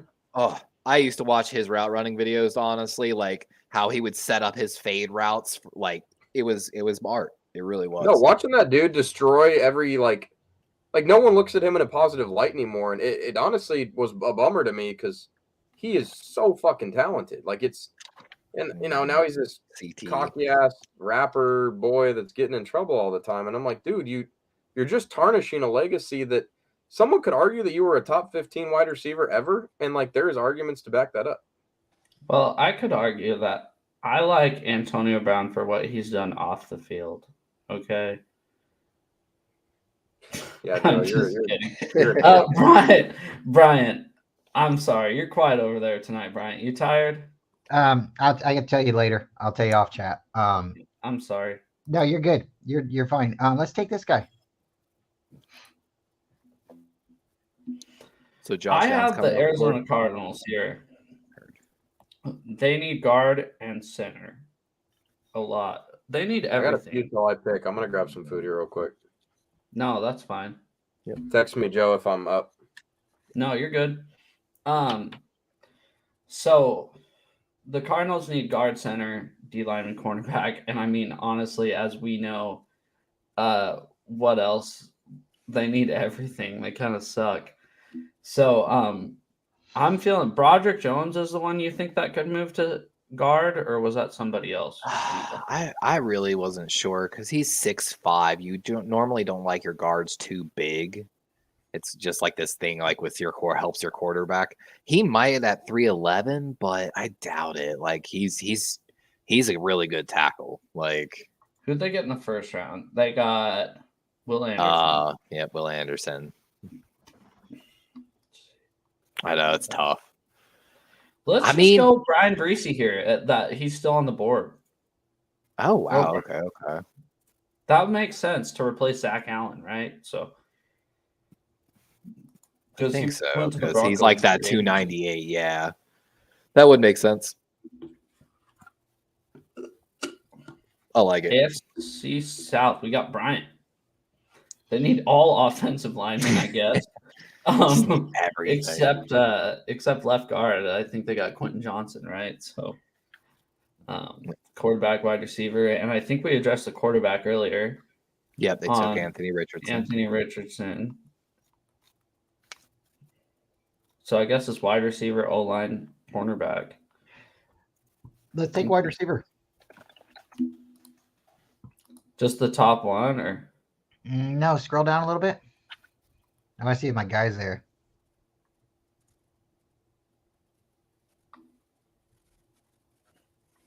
I've got a few sleepers on Right these there. wide Right there. Go to receivers. UCLA. Jake Bobo? That's him. Take him. Okay. All right. Fuck, I got the Rams. They need O-line. I'll go Broderick Jones. Makes sense, right? They really haven't had any offensive linemen since Whitworth retired. Yeah, I can always take it. All right, your Seahawks. This is where my man goes. And Levi knows who I'm talking about. This is my boy, Jack Campbell, okay? And before we take him, I just want everybody to look at that PFF grade, and that is no lie. I've watched tape on this guy, 6'5", 249 pounds. Basically, looks like the next Jack Lambert when he's playing football. He really does. Oh, is this dude the linebacker? Yeah. Yeah. He's Like, one that did it. He what is? He's a true linebacker. Okay, Bro. He takes on Ohio State linemen. Let's put it that way. Dude, he is wild. So Levi, I told Levi to feature this guy in his videos because I was like, holy shit, this guy. So, pre-draft process, right? I like to watch the prospects. Like I said, I'm not a combine guy. I'm a tape guy. I turn on. He is so the I tail look, of the tape. Top-rated linebackers. I look up Drew Sanders from Arkansas. I look up this guy, and I look up the guy from Wazoo. And this guy right here, Jack Campbell, by far, I've fallen in love with this guy. And it's almost like wherever he ends up in the draft, I'm going to follow this guy because he's the next Bobby Wagner, Luke Kuechly, Brian Urlacher, whatever you want to say. I think he's the next best linebacker in the NFL. Joe, is this who you were talking to me about this morning or yesterday or whatever? I don't know. You were hyping up some linebacker, just saying that he was like your top guy. If he wasn't, he's kind of underrated, but top guy for sure. Yeah, and he's my guy here. If he's here, I'm not letting him slip any farther. I'm drafting Jack Campbell, Iowa. That's my guy. Brian Colt, shout out to my boy Gunny, said he saw Bobo at the combine. I think he looks solid.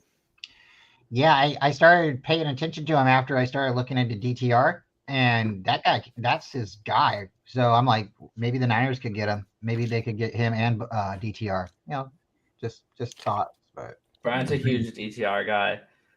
I think they'll get him in the 5th round, right? I think they're going to get him. I don't know what draft they'll get him, what round, but I just like the mentality. If you got too many quarterbacks, you really have no quarterback, right? If you got 2 good quarterbacks, you don't have one, right? Well, if you get a quarterback with 2 last names, maybe he's the one. That's some logic right there. I like that. And then on top of that, his jersey number's 1. I think it's a sign. Brian's you are very, what's it called? Superstitious, I feel like. Brian's a superstitious guy. I think Brian's just a professional bullshitter is what I'm hearing right now. No, Brian, I gotta keep it on. His last name's Hasselwood, Jadon Hasselwood, I guess, out of Arkansas. Supposedly going to be undrafted free agent. But I don't know, man. Plays for Bobby Petrino, I don't want. Dude, watching him at the combine and his drills, dude, he looked so smooth just running with the ball. Like, it just gave me this feeling.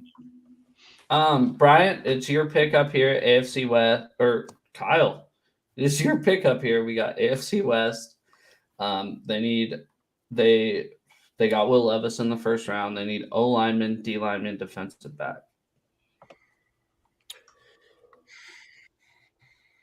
You said Will Levis. Oh yeah, I picked for them Will Levis in the 1st.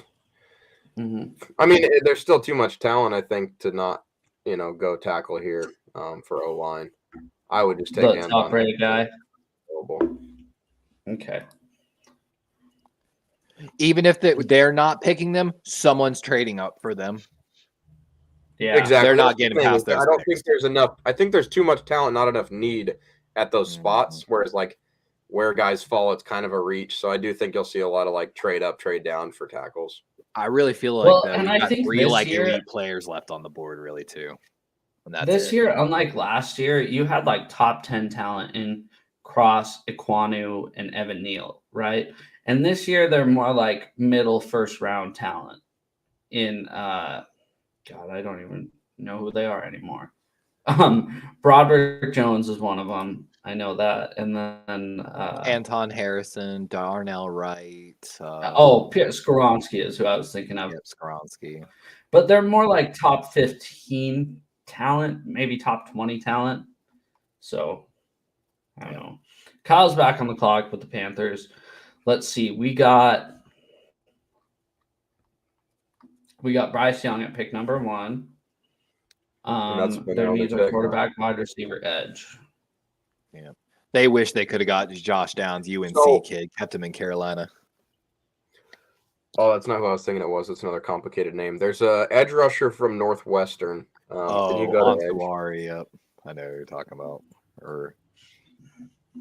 I just don't know where he's ranked, I guess, as it becomes. No, he's ranked pretty good. He also at the combine, he's like 298 as an edge rusher and blew the combine out with numbers. Adetomiwa. I want him here because he's been climbing lately. I was actually seeing something about, I saw one today where the Seahawks had him at 20, and I was like, holy shit, who's this guy? And I think he's the real deal. I feel like Northwestern kind of just produces those like these last few years, they're kind of coming on the map. They're producing more consistent talent. You see a couple big names. Yeah. Bro, where did Collier go? I mean, didn't Collier go to Northwestern? This is territory where I've focused so much on fantasy and rookie drafts and offense that this is at this point in the draft, I am not that versed in a lot of these guys. So, yeah, Will McDonald, the 4, still on the board too. Yeah, that's another big name. Saints are on the clock. Okay, so they took the Northwestern kid. Okay. This is me, huh? Mm-hmm. Yep. I'm going to keep it. Oh, wait, no. Who did? The Saints picked up. I was going to say, I mean, it's interesting. Jahmyr Gibbs is so like Alvin Kamara, like it almost feels right to take him there, but they got Williams, didn't they? And then Kamara is still, I mean, you know how it goes. When you got money, you don't really get into legal trouble. So, he'll probably buy it out of that one. Dude, I always say that. I don't care if it's like, athletes or politicians or whatever, but I just feel like when you have money and status, you just don't get in trouble like the rest of normal people, So we've seen it time and time again. NFL players get out of shit that they shouldn't get out of. So that's more opinionated based, I guess. But it's just one of those things where Kamara feels right, or the Kamara look alike, but he does look just like him. Dude, I mean, he looks like him. He's a pass catching back. He's smaller than 5'9", 199. Yeah. That's his only knock is I mean, it's really, that's his knock, his size for the NFL. He's the best pass catching back. He is. Shout out Little Sponge. Little Sponge in the chat. He is. What is up, Little Sponge? You're my boy, Sponge. Who is the Saints taken so far? Who have I taken for them? I believe Luke Van Ness, right? Edge player.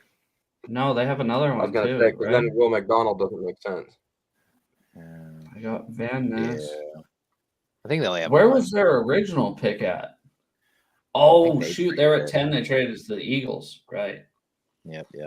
Was that not part of the Sean Payton trade? No, that was the Denver second.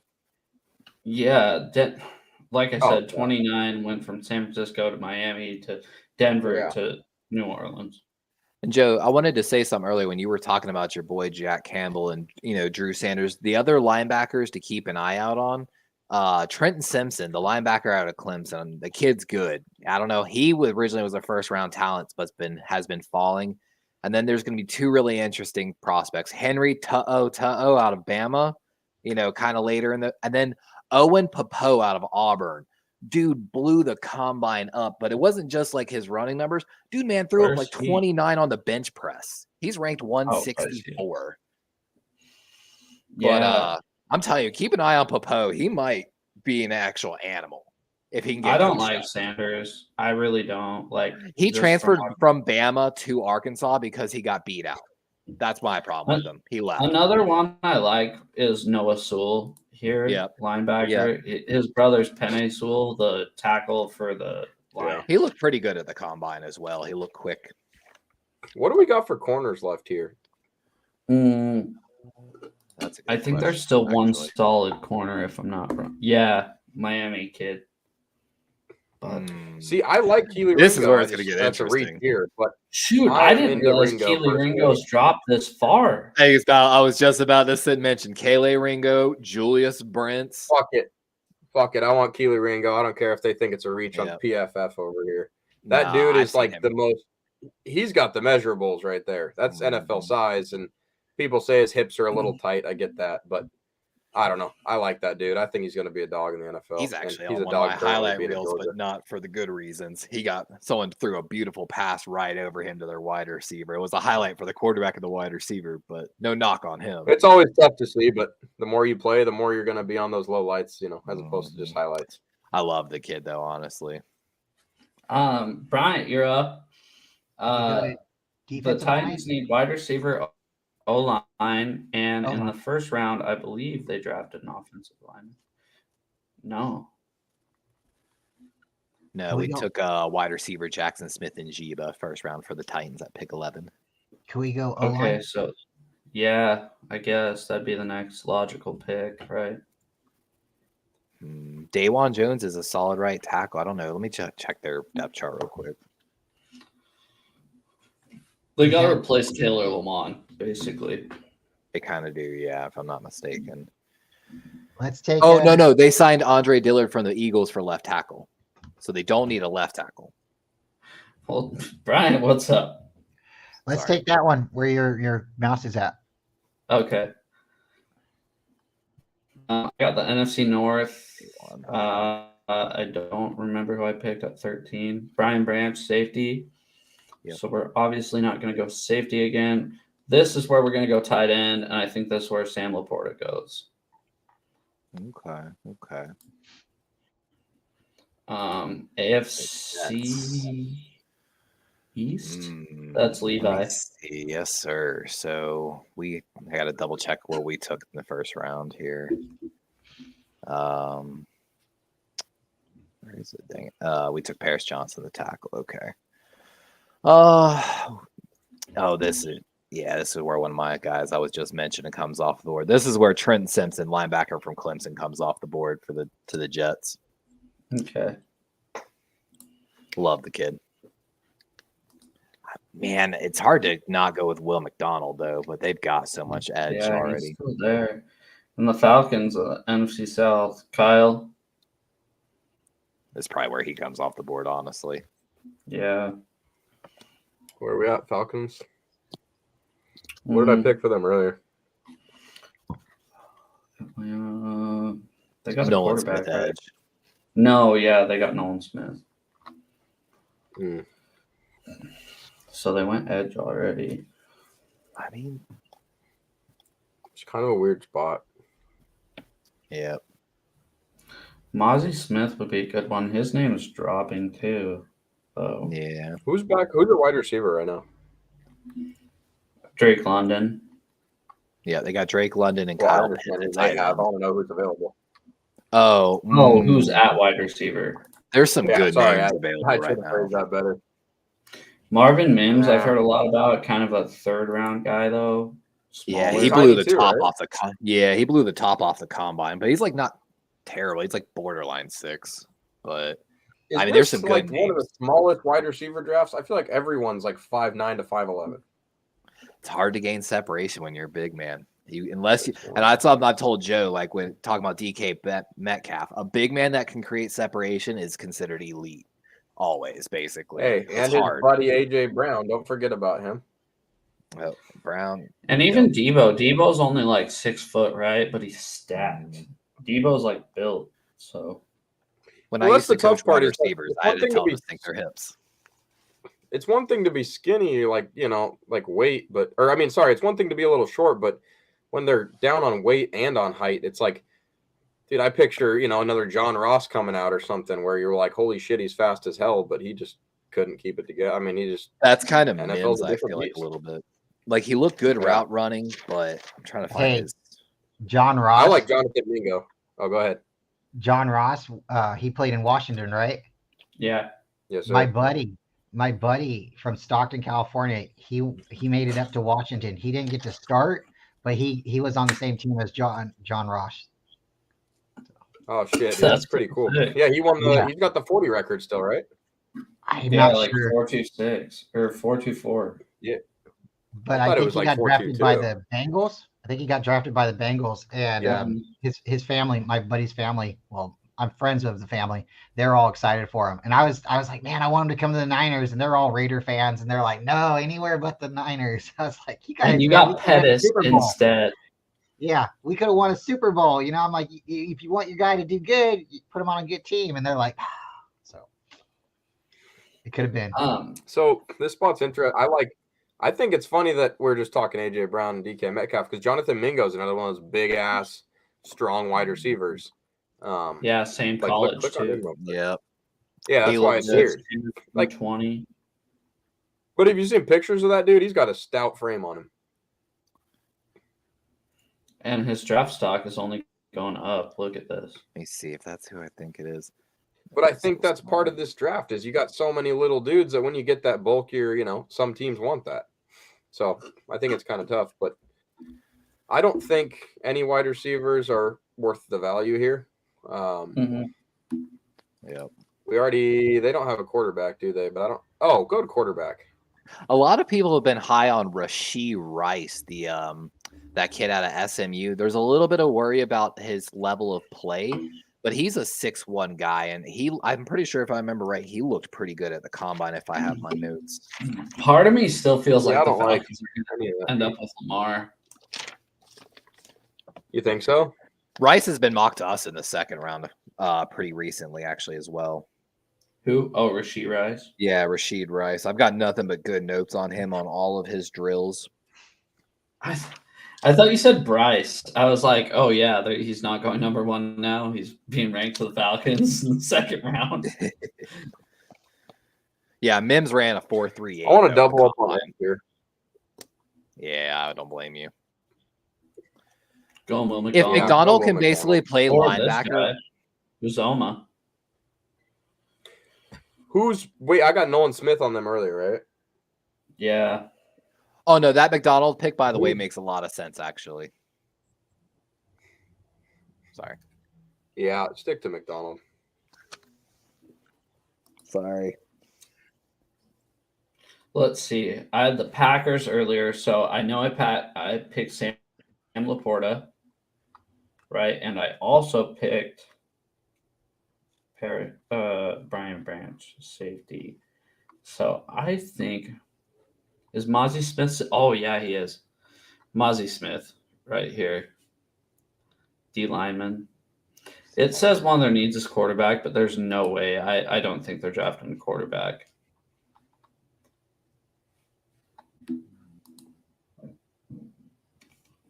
Think here.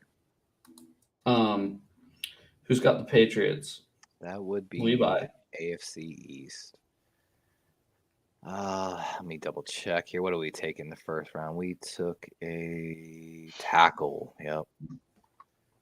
I think at this point for the New England Patriots, we're going to stick with the edge, start grooming someone under Judon a little bit. And we're going to take the number one guy on left on the board, Felix and Nuke Uzuma.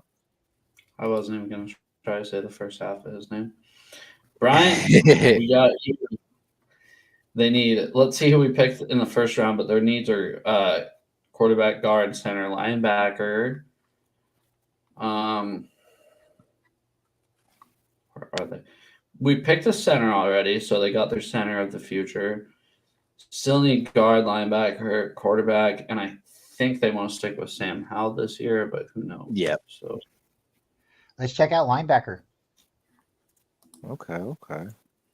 That would make sense. Mm-hmm. Drew Sanders, I could see him going here. But then again, the kid off Henley. Because he's a Razorback, right? Yep. And that makes sense going to Washington, right? I mean, we're not allowed to use that. What it is, I guess he's a good blitzer. Oh, I mean, yeah, it'd probably work. I'd like it. Brian, yeah, it went over my head. It's all right. Over my head. Right, same. Because you guys know the Commanders. I don't know if they still dress up as pigs or not, but yeah, let's go with the Razorback. Yeah. Okay, that would make sense, dude.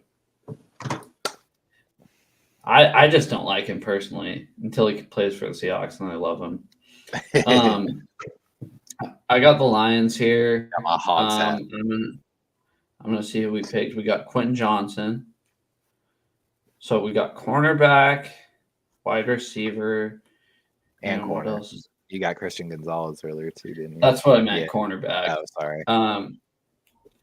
Tight end. Who's that? There's still a good tight end. Oh, right there. Darnell Washington. They lost Hawkinson. That makes sense. All right, we got the Eagles on the clock. Wait. No, Pittsburgh. Yeah, me.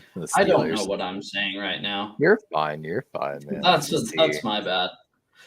Let me see. We took tackle Darnell right earlier, and then of course Joey Porter.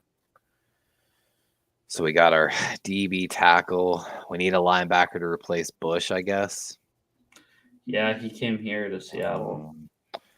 That's too high of a stretch for any of those linebackers.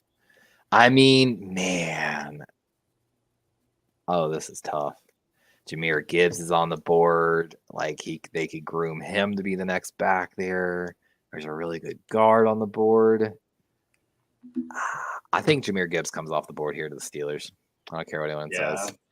Someone to kind of compliment. What's his name? 22. Najee.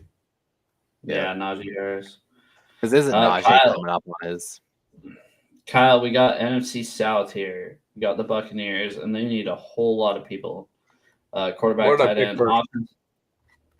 That's what I was. Did I get tight end for them? Yeah, you got tight end already. Was that Kincaid? And yeah, guard might make sense here. Yeah, they lost their Pro Bowl left guard or right guard, I think. Yeah, because I bet at the early mock drafts, I was seeing Osiris Torrance mocked to them a lot. Mm-hmm. No, fuck it. I want Hendon Hooker. You know what? I could see that too so much. I know it's they don't have a great quarterback right now, but I like. Dude, Baker's not the future. I was 2 picks away from getting Hendon Hooker and Jack Campbell on the Seahawks, and you have to screw it up for everybody. That's the problem. You didn't give me the Seahawks. That's the problem. Bravo, good sir. That's what I'm supposed to do, right? You're supposed to, create problems. Now you're stuck with just DTR. Yeah, I'm pissed. All right. Whoever's got the Dolphins? Levi, go ahead. I'm pissed. Too funny. All right, taking a look here. Need offensive line. I'm taking Avila off the board, the second best guard in the draft. Look pretty good. Well, thanks, guys. My draft day plans just got absolutely ruined. Thanks, guys. Because I'm like, oh, he's still there. Oh, he's still there. That's what happens when you bring friends onto the stream. Yeah, exactly. So there is a center here, the guy with the mullet, Tittman. He's visited the Seahawks. I know they really liked him at the Senior Bowl. This is who I'm going with. Center Joe Tittman. Faith in your guy. Faith in the mullet. I hate. You should pull up his picture. Pull up his picture. Do it. Do it for the stream. I did. There. Yeah, I hate the mullet. I absolutely hate it, but the Seahawks like it. And look at who he did good against. Ohio's pretty average across the board. Whatever. We'll go with him. The Seahawks like him. NFC North, this is me again. Who'd we pick in the first round with the Bears? I know, so many picks. We got Devin Witherspoon. Already, so corners off the board. Tackle center.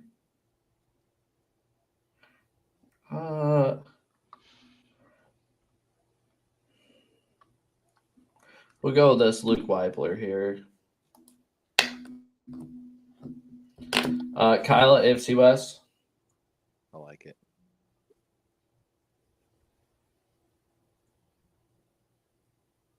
Kyle. My bad. That's me not unmuting. No, you're fine, man. I want Zach Charbonnet here. It makes too much sense. We're staying in California, and I don't think Eckler's going to be there much longer. So I think that's a good replacement for him. I'm pretty high on Charbonnet as well. So there's a little bit of argument he's the best overall rounded back in this draft, actually. Okay, so I got the lines. I know I made a couple picks. How are they arguing that over Bijan is what I want to know. Bijan? I don't know, man. I haven't checked his pass. Charbonnet's a little stock here, I think. Yeah, he's I like his running style, and he's really good out of the backfield, like Gibbs too, like pass catching. Oh, I'm trying to acquire like a end of round 1 rookie dynasty pick to target him, because if I can get Bijan and Charbonnet in the same draft, my team's stacked a wide receiver, and I'll be chilling. Especially depending on what team he goes to, that would be a good one. Plus, I got so we got the lines here. It says edge is a need, but I feel like edge is always a need. I already got a wide receiver. I already got a tight end. And we'll go BJ Ojolari here. The Jaguars, AFC South. That's you, Bryant. Can you bring up the edge again? Edge would be Tuli Tuapoloti. Let's take him. Sorry. What can you say it again? Tui Tuapoloti. Let's take him because they'll sell jerseys. Probably. Brian. Well, no, it's Jacksonville. They won't sell any jerseys.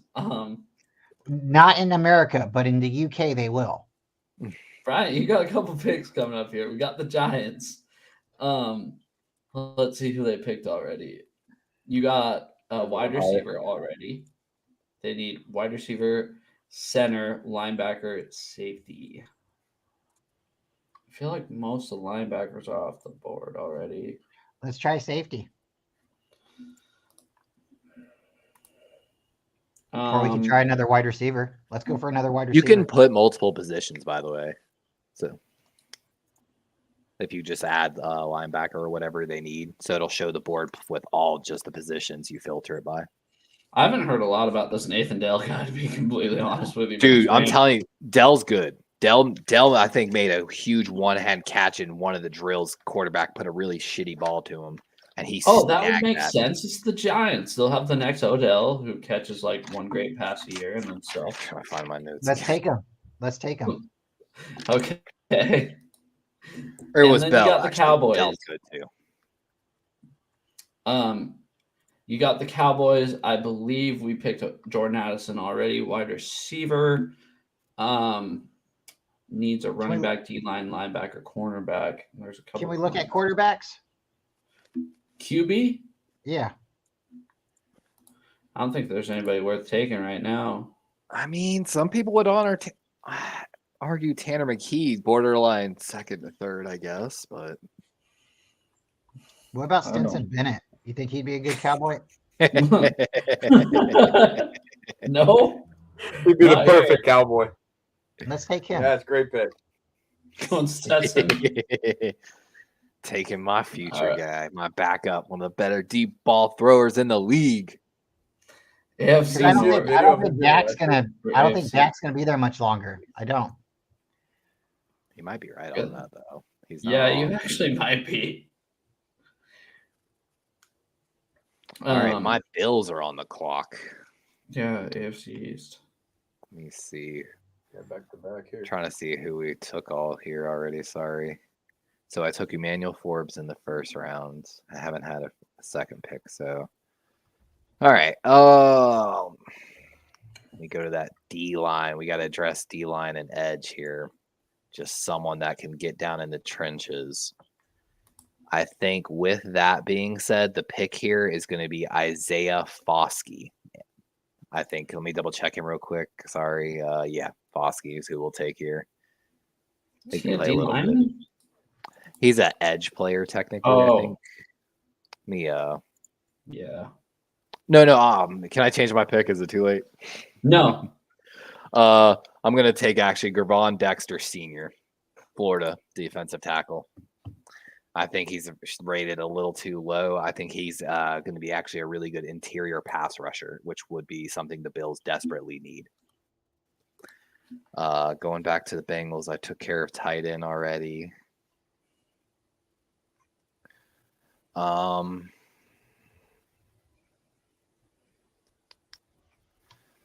sorry. We're taking a look over this board.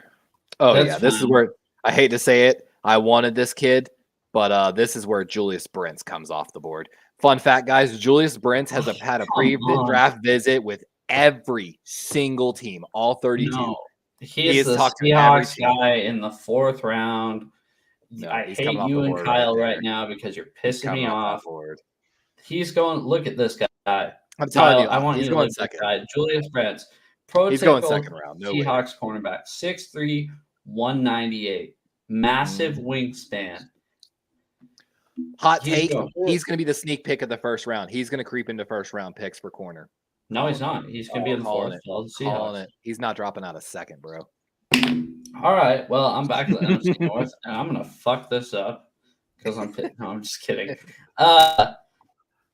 So we got the Bears. I already picked 3 picks away, guys. a center.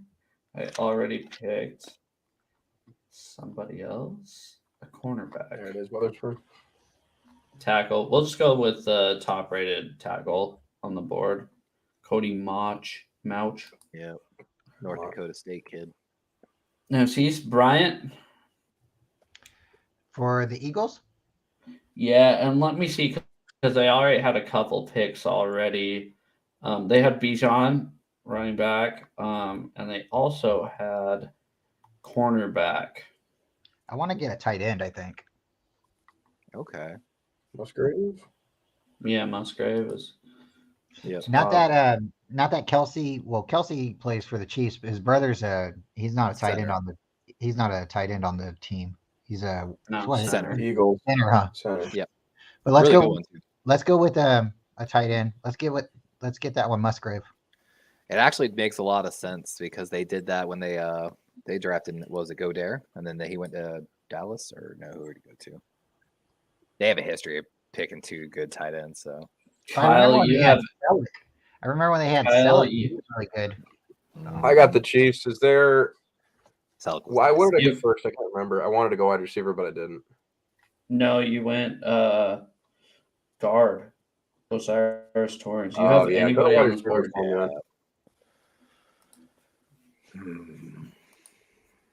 It's a tough one. There's some decent wide receivers on the board. That want Mingo, like Mingo. when you were They already describing have him, enough smaller guys that are fast. when you were describing that That's Mingo, Mims. though, That's Mims then.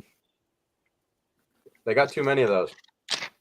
Oh, then Rashee Rice is not bad. Trey Palmer. Well, Palmer.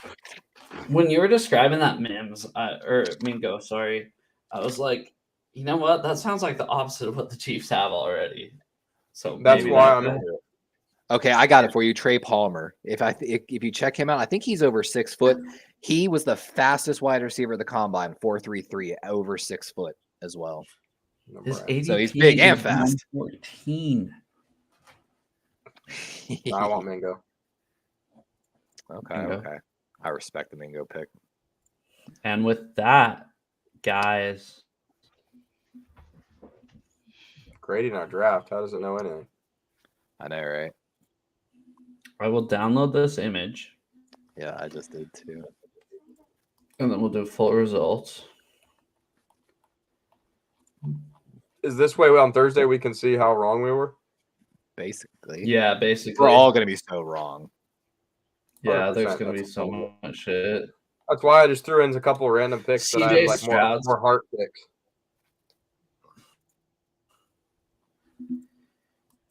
Yeah. But I think that was fun, guys. Yeah. That was our final Monday night mock draft of the season. And I'm glad that Kyle and Bryant came in. so it wasn't so For sure, man. monotonous of just me and Levi talking shit back and forth, saying why each other are wrong. Sound like Stephen A. and Skip Bayless. Gross. Gunny said somewhat inaccurate. I beg to differ, Gunny. All right, it's on site next time I see you. Okay.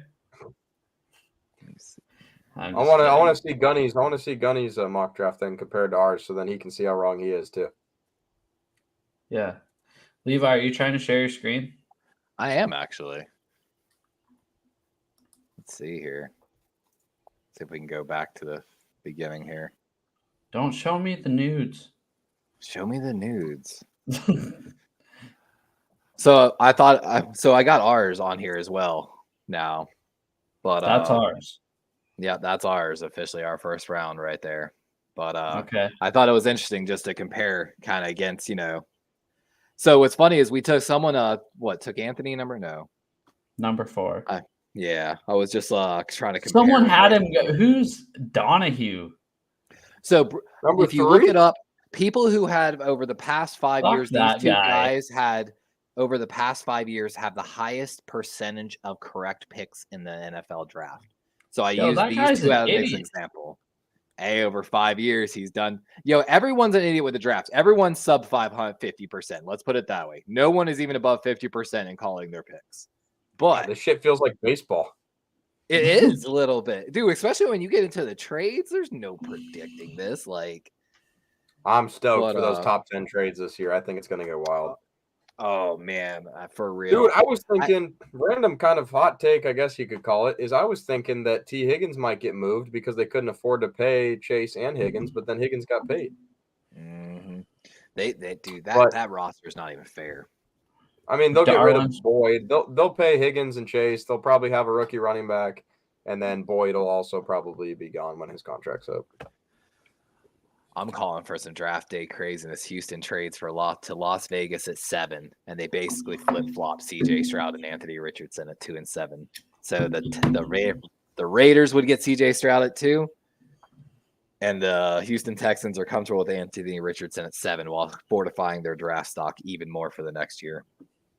That's my hot take call. Had to put it up there.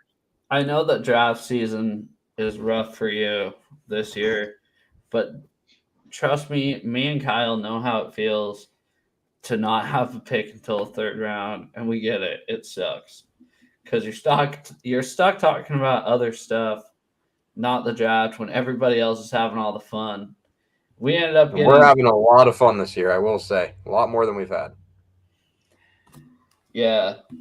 For me, it's still interesting because, there's a lot of speculation. Do they move up? Do they not? Do they trade anybody? And there's like 4 or 5 people. There's 2 legitimate trades that could happen still, even with the general manager coming out and saying what he said today. I don't take too much stock into them saying stuff because they don't want to tell you the truth. No organization wants to say, this is what I have in my hand. You want to see what cards I got? Oh, do you have 2? Go fish, right? No, they don't want to do that, because so for whatever happens, I'm not going to say, oh, I want this guy traded or not, but it's always exciting to me because even when you don't have a 1st round pick, and this goes for any team, there's ways to get it. So I don't know, so I'm still excited. I had a lot of fun. And this way you get to learn more about like players and stuff. I've only done 1 mock draft this season, and I took a couple different players. And like when I was going through it, I was just taking like the highest player rated or maybe the second in looking like how we were doing basically and going for positional needs. But, if I see Jake Moody there, I might take Jake Moody, or DTR. I might take him, especially if we don't need him. But that's just me. But yeah, down there at lower. But you can't be goofing around at number 10 picking Jake Moody like they're the Raiders. Well, I mean, like that's everybody's opinion though. Like exactly like the Raiders. The Raiders had Janikowski, and he was a kicker for a long time. You guys got Janikowski, and he did good for you guys too. So shout out to the Raiders. I'll send you a highlight. Brian, I will have to send you a highlight of the 49ers running back a kick return for a touchdown and Janikowski just not wanting to tackle him. 0 effort. And that I had a problem with Janikowski after that. Janikowski always reminded me of he always reminded me of like Porky the Pig. he put his helmet on, and he got his little pot belly out there, and he'd be running, and it didn't matter what team he was on, what year, I could see that dude like smoking a cigarette mid kick, and it wouldn't surprise me. I could too. Just lighting up a dart. Like I don't even think I'd blink an eye. I'd be like, oh, it's just Jankowski. Don't mind him. Brian, do you have to leave? I'm gonna head out. I'll talk to you a little bit later about some stuff, but yeah, I need to go check on the girls and stuff. And thanks for having me. Do you want to give a shout out what you're doing the rest of the week? What's going on before you leave? Pretty much, I'll be at work, and then after that, I don't think I'm going to do anything tomorrow. I think my daughter, she has a meeting. She's part of the Jodes Daughters, and if you guys know anything about Masonic families and stuff, that's what she's part of, and we have a lot of fun with that. And then I think on Wednesday, Corey's having his show. Corey Davis is having his trivia show, so I'll be part of that. And then Thursday, Friday, and Saturday, whatever you guys want to do, I'm here. We'll be in here for the draft. And hey, we got I don't want to give it away. We got something pretty slick planned for the guys on the panel. So before we hop in, so it'll be pretty cool. I know that Ryan at No Border Sports was working pretty hard on it today. So yeah, so it's a lot of fun. And hey, Kyle, right? Yes, sir. Okay, if you want, man, come on Friday sometime. Ryan, he's got enough room. You don't have to stay the whole 8 hours or 12 hours. We go pretty long sometimes. But if you come in even for like an hour or half an hour, you might hear one of my dad jokes or something, so you never know. Yeah, man. No, I didn't even know about these until Joe sent me a couple clips of last week's, and like that's like my kind of shit. I'm very into like those kind of witty, like off top jokes and stuff, and just I don't know, fucking around with friends a little bit. So I'd be happy to come on, one of these Fridays, hang out for a little bit. I'm honestly one of those guys that by the time Friday hits, I'm so tired that I don't really want to do a whole lot except for, sit at home, pull up my laptop, and maybe talk sports or talk bullshit, whatever it is. So it was nice to meet you, though, man. It's definitely fun talking to you. Thanks again. Hope to see this panel again. I met Darwin through, Levi through Joe, and Joe's really respectful. And again, you want to come on Saturday sometime or Sunday sometime, you're not doing anything. I do a show in the mornings too, and we talk. We have a lot of fun. But yeah, I'm gonna head out. I got a couple things I gotta go check on. And thanks again, guys, for having me on. Hey, Brian, thank you so much for coming on. We really appreciate it. Yeah, and I'm gonna say it. Go Niners, guys. Oh, no, not in this stream.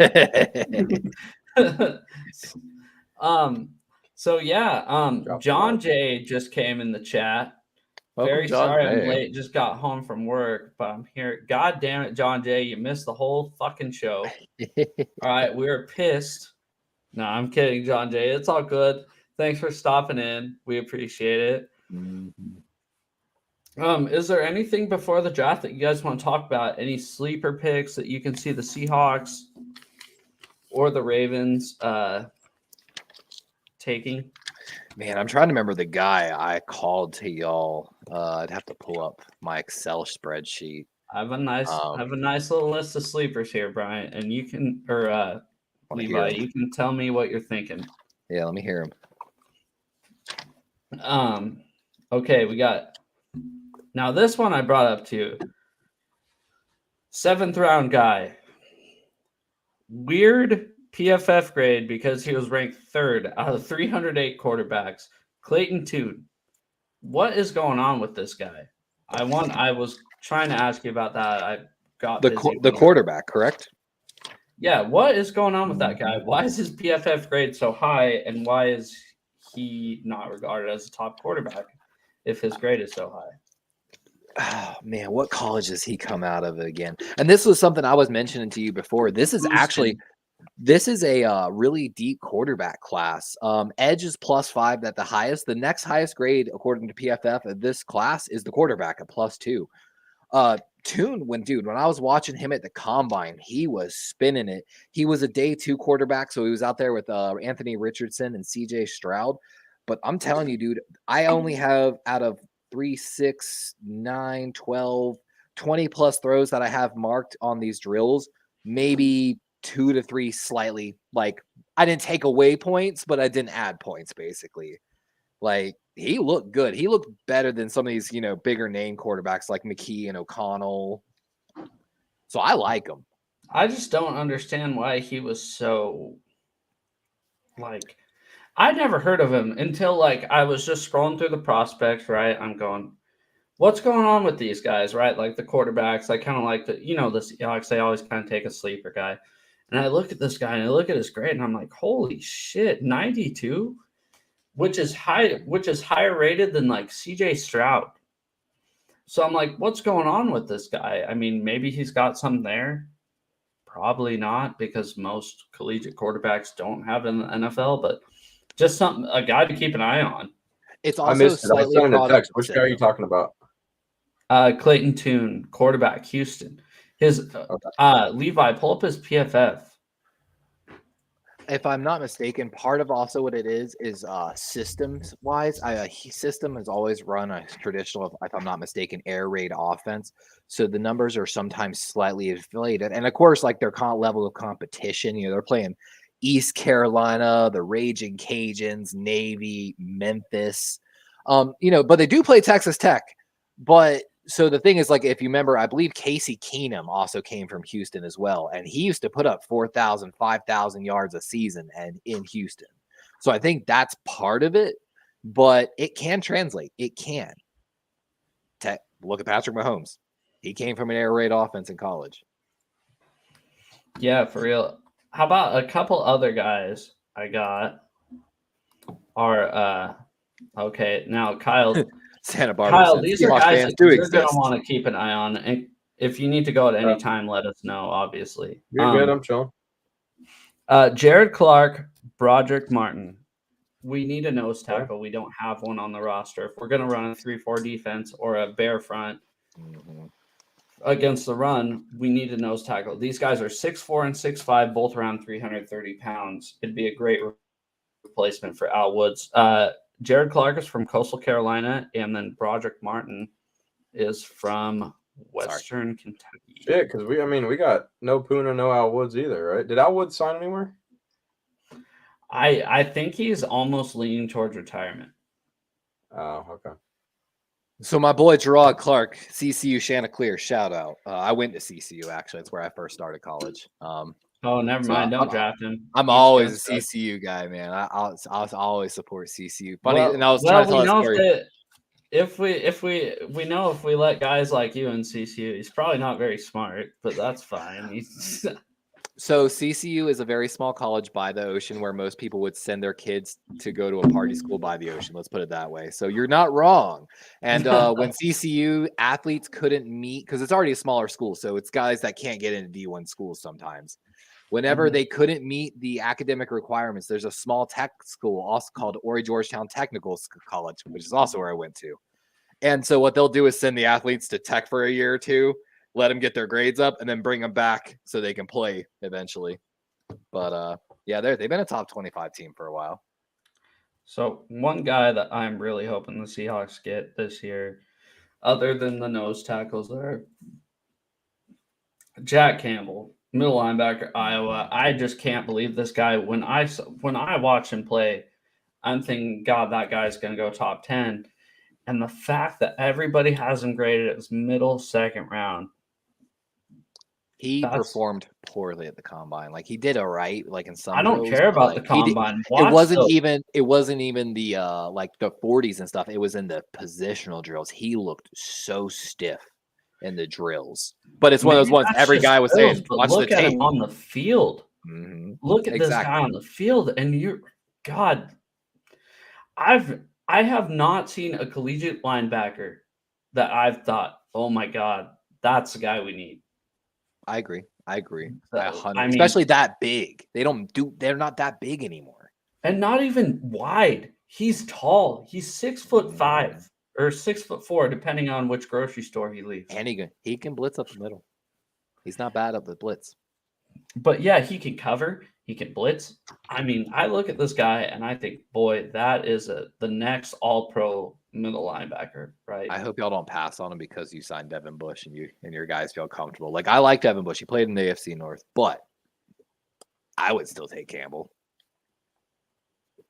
But I mean, that's the Seahawks thing. They're trying to I think they've had more success drafting best available over need. So maybe we don't need him as much, but I think it's fucking if they think he's best available, why not do it?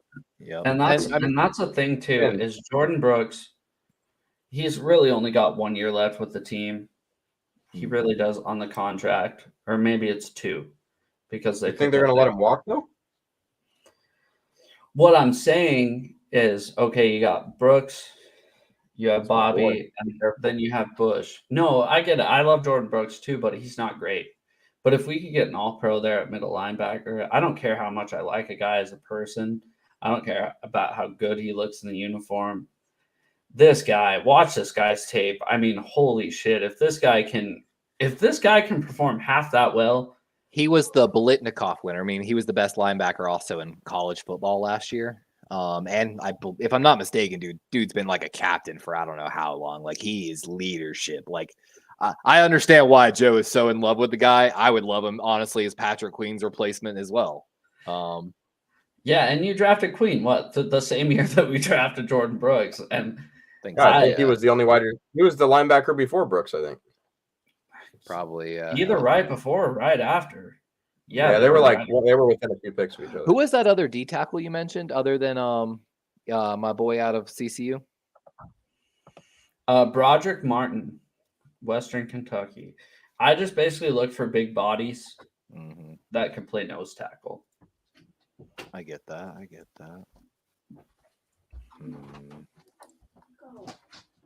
Yeah, he's a little too small.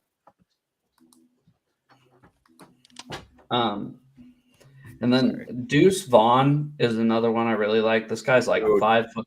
You like him too? I fucking love Deuce Vaughn. His combine was fucking fun to watch, in my opinion. All right, go ahead about Deuce Vaughn then, Kyle, because all I know about him is he's 5'5". Okay, yeah, I mean everything's against him. But honestly, he's like so low to the ground that the center of gravity's just there, and he just moves quickly. I don't know if he's not a fast guy, but I think he's a quick guy. He's super bulky for how small he is. Like the dude looks like he's in fantastic shape. And I don't know if this is going to translate at all, but that's a guy that if I see him in like the later rounds still sitting there because of the size, I wouldn't mind taking a shot on him. The only problem is this isn't a guy you're going to be able to really play on like special teams or anything if he doesn't work out as a running back. So, you're not putting 5'5" guys on special teams. It's just not happening. No, special teams is in. I think he could be the next great punt or kick returner.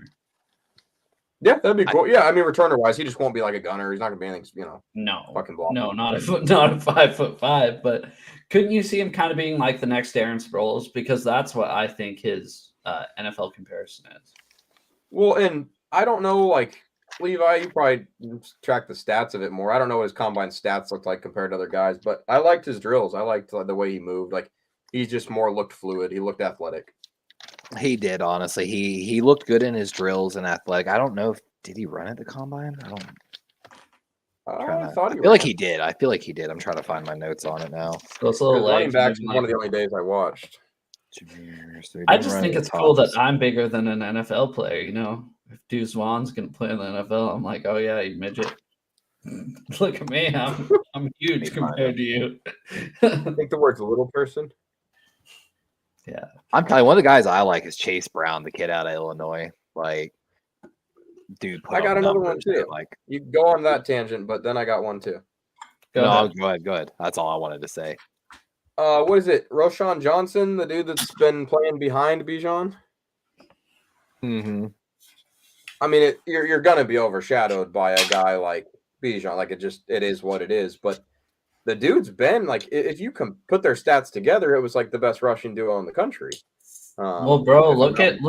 I know this is 10 years ago, or actually 15 years ago now, but I mean, he didn't run the 40, by the way, at the combine. Your guy Vaughn, that's what it was. Did or did not? He did not, but he did vertical, broad, and bench press. Did pretty well. What was his bench? 17 actually, which is pretty impressive. The dude's he's built, man. For a little. That's what I'm saying. Like 225, 17 times for a halfback's not bad. Like, so back to what Kyle was saying about the guy from Texas. Yeah, I love you. Yeah. Do you remember Justin Forsett? He was the backup for Marshawn Lynch at Cal. Love Justin Forsett. And he went to the Ravens. I was about to say. Levi would know too. But yeah, he was a backup running back in college, and look at him. He had a decent pro career, enough to where he can collect a pension. He played he like lasted 7, 8 good, years. like 8 years, right? Yeah. Yeah. So I have a funny story about Justin Forsett. Is like, I'm not big into like, I don't know. I guess I don't really fanboy about a lot of people, but for some reason, I was little. It was one of those like core memories of I'm sitting there, and it was the Chicago Bears Seahawks preseason game. I couldn't tell you what year. You know, we're probably talking 2008 or whatever. But Justin Forsett had a fantastic game. No clue who the dude was, and I just kind of fell in love with him. And I saw him at some like signing event, or I don't remember like what it was, but talked to him for like a quick minute, and I was like, dude, I was at your first game. And he says something about like, oh, this game? And I was like, no, versus the Bears preseason. He's like, oh, shit, that was my first game. Like, to him, it was a preseason game, so he's focusing on making the team. So he's thinking first game being first regular season of his memories, but it was kind of one of those where I don't even think he remembered the fact that the Bears was the first game he ever played.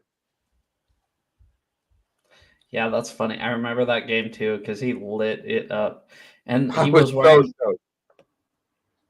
wearing number 30, by the way. Remember, in the preseason. So he wore 20 for the Seahawks, but in the preseason he wore number 30. Yeah. I think it was 2009. It was 2009 because 2008 they had another guy kind of like him, smaller guy, Marquise Weeks. I want to say before we get on that, what up, Eric Wallace? Kyle Eric's a big Seahawks fan. He comes in the streams a lot. Oh, yeah. They're letting Bobby's replacement go. I thought Brooks was him. Well, I'll tell you what, if Jack Campbell's the next all-pro linebacker, yeah, I'll let Jordan Brooks go. I don't care. I'll let Bobby Wagner go. You missed his message. He said the Steelers are very high on him as well because he looks like an old Steeler linebacker. He does. He looks like Bro, he looks like Jack Lambert. Exactly. They get Porter and Lambert in the same year. History's repeating for the Steelers. But yeah. Holy shit. Sorry to go back on the Forsett thing. But I started reading a little bit about like on his wiki, and it said so he was drafted 7th round in 2008. First game against the Bears is August 16th, 08. He had his first touchdown and 261 all-purpose yards. Yeah, so he had a huge 136 rushing, 125 returning. And then it said the total was 55 more yards than the entire Bears offense for that night. That's right. So no wonder I remember falling in love with the dude, but I guess now that I look at the stats, no wonder. I don't think I've ever seen a guy do 260. Well, I guess I was there, Seahawks versus Raiders, and I don't know what the boy why am I spacing on his name? Raiders running back. Josh Jacobs. What did he went for like 230, but I mean Forsett put up the single best like all-purpose yardage that I've probably ever seen at a Seahawks game. Bro, that was the only game I didn't go to last year. The Raiders game. I went and it hurt. I could have been like one going to the Miami game. I could have made that one false start. I'm just kidding. Who else you got for your sleepers? Sleepers. Okay. So we talked about him a little bit. Julius Brents. Huge wingspan guy. Kind of basically they're thinking kind of the next Richard Sherman. If he climbs up to the first round, I ain't taking him. If he's still there in the third, I am taking him. Oh, absolutely. I don't think he'll make it out of the second. Another guy I kind of like, they're saying is the next Cam Chancellor. I don't see it because, like I said, I watch the tape. I don't watch the combine. Chamari Connor. They're saying he is the next Cam Chancellor. I don't see it. Also, what up, Ryan? No Border Sports. How you doing? Welcome in. What up, yo? Just Wait, taking care of the thumbnails for our draft show. Yeah. That's exciting. Did Levi get off his lazy ass and send you the guys that he wants on there or what? Because he's kind of been a prick lately. Yep. And I just got them done and I've emailed them to you. I'm excited. Levi, do Yes, you want sir. me to?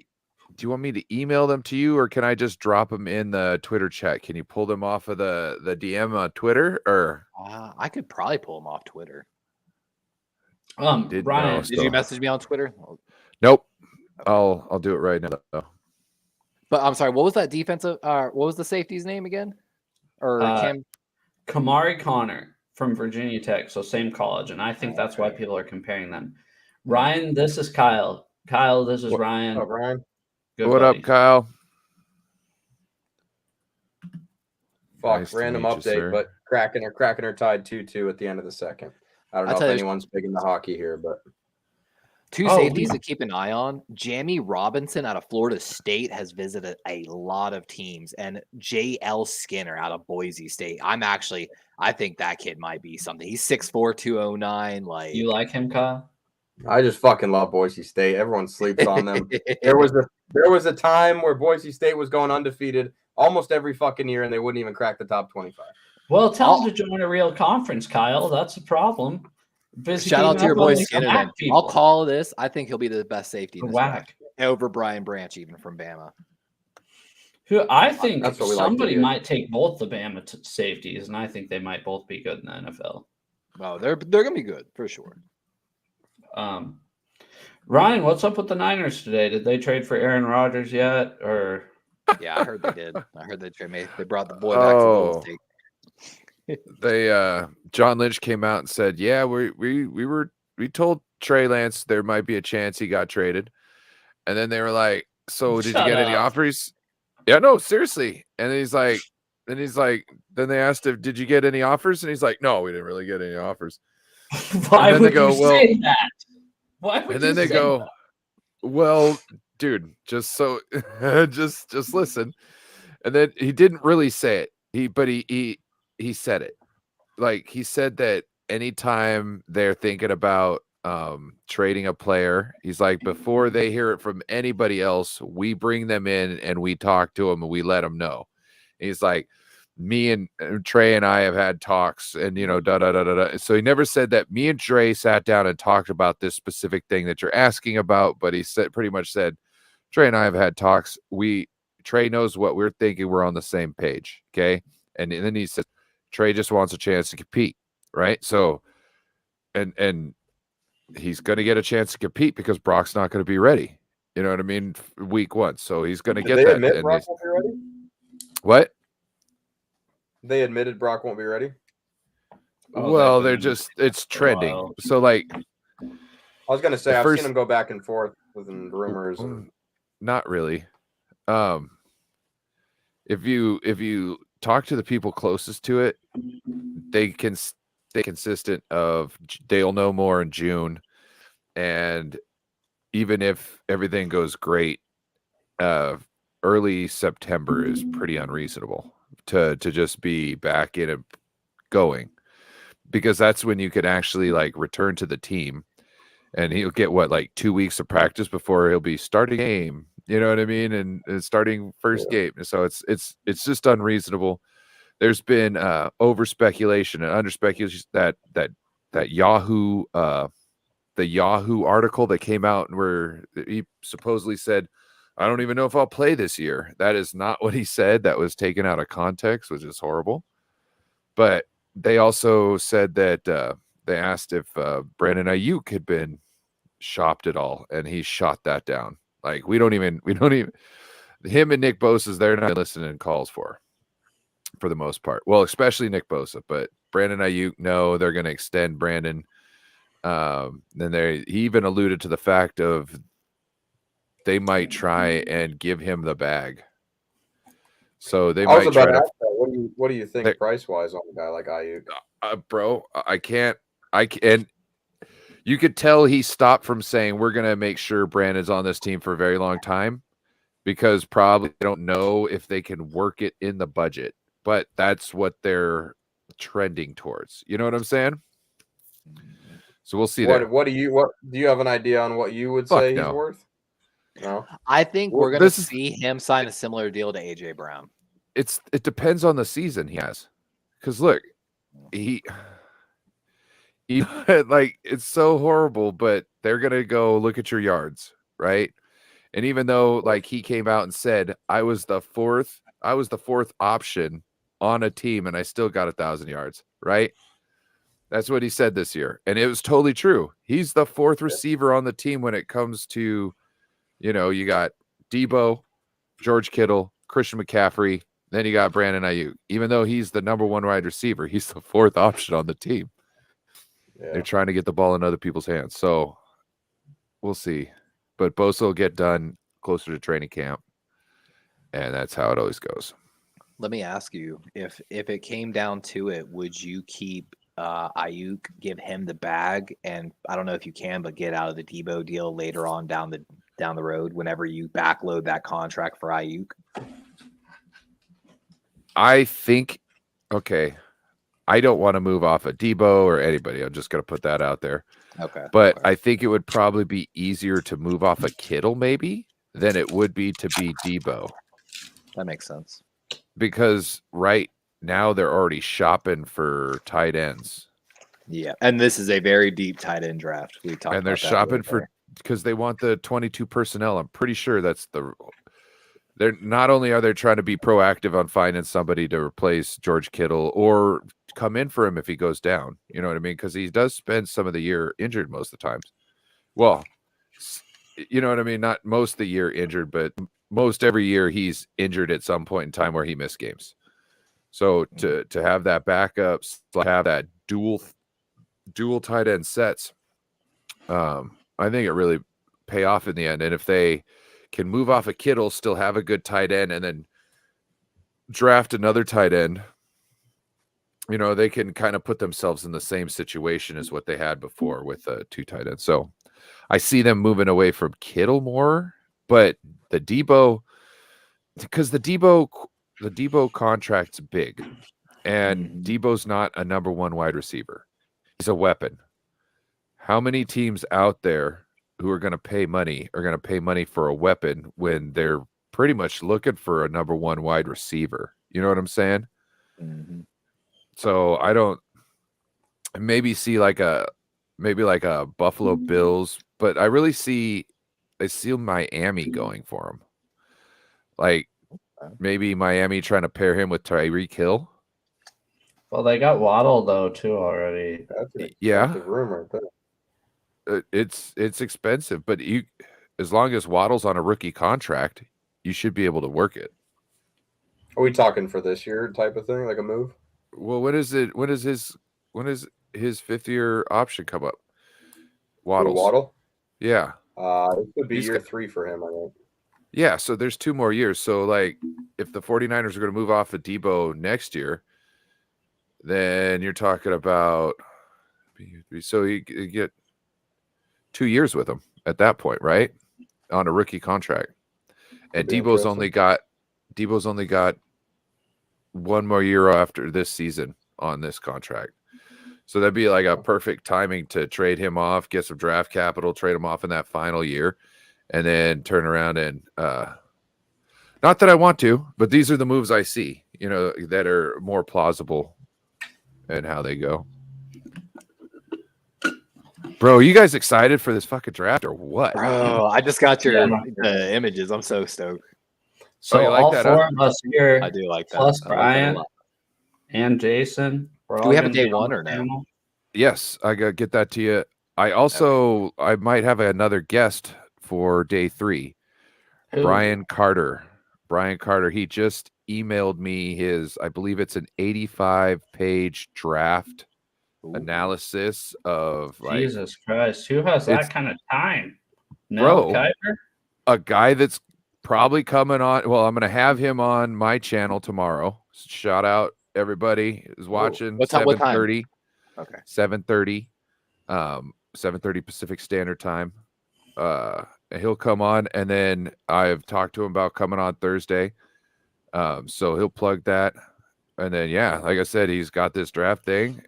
He'll be busy Friday and Thursday and Friday, it sounds like. But he's down, I guess, to come in on Saturday, which is great timing because he's essentially written 85 pages on between the 3rd round to the 7th round. Yeah, and let's be honest here. Once a third, once really the third, but once the fourth round hits, a lot of us are going to be going, who the fuck is this guy? Yep. Like, where the fuck did this guy come from? You know? That's why I was like, you'd be great on this show. You know what I mean? Yeah. No, you can count on me too, just to be pulling stats left and right. Hey, do you know who doesn't have a first round pick though, other than the 49ers and the Rams? Miami. Miami's got ours, I think. They might have traded it away. No. They might have traded away. I Miami got taken away. Miami's their pick Broncos got taken country. away, but not our pick. Let's got ride. taken away. Broncos country. Oh, Let's ride. let's ride. Broncos country. Let's ride. Let's ride. That shit off the screen. Yeah, they also don't have a first round pick thanks to that trade. Let's see what Levi's. We got some good. We got some good news for 49er fans. Looks like that elbow's okay, guys. Watch them take the high Oh fives. God. High fives. Wow. Yeah, Oh that my God! elbow's Look okay, at that! right? Look at that UCL. Holy Dude. I saw cow. UCL's good, guys. He's good. He's good to go. Even- Look at that. Even though he went with his left hand there. Shh. So Matt Mayoko, like the biggest 49er, I would say, reporter. He came out, was like, look at this. It's everything is fine. You look at the high fives he's giving. It's gotta be perfect. It's perfect, guys.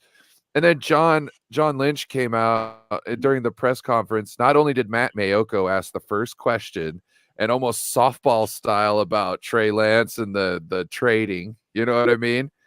But then later he's like, oh, and then Brock Purdy and the high fives. I saw you guys talk about. Yeah, he looked good. Those high fives look good. And I was like, oh my God, John. I love John Lynch I grew up loving watching him play football. I love the fact that he's my GM. Just sometimes I wish he wasn't so goddamn corny and like exclusive. You know what I mean? Like he's, Dude, talks to imagine certain having people a Russell certain way. Wilson as your quarterback for fucking 10 Oh, years. God. Want to talk about corny? We're not even. It's cool. We're good. We can deal with John Lynch.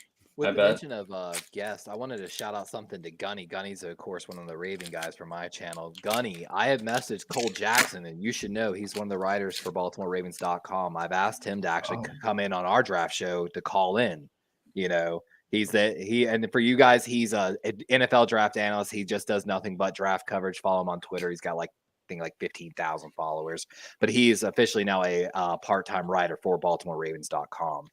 And so he was willing to come in and do some talks, especially regarding Ravens picks.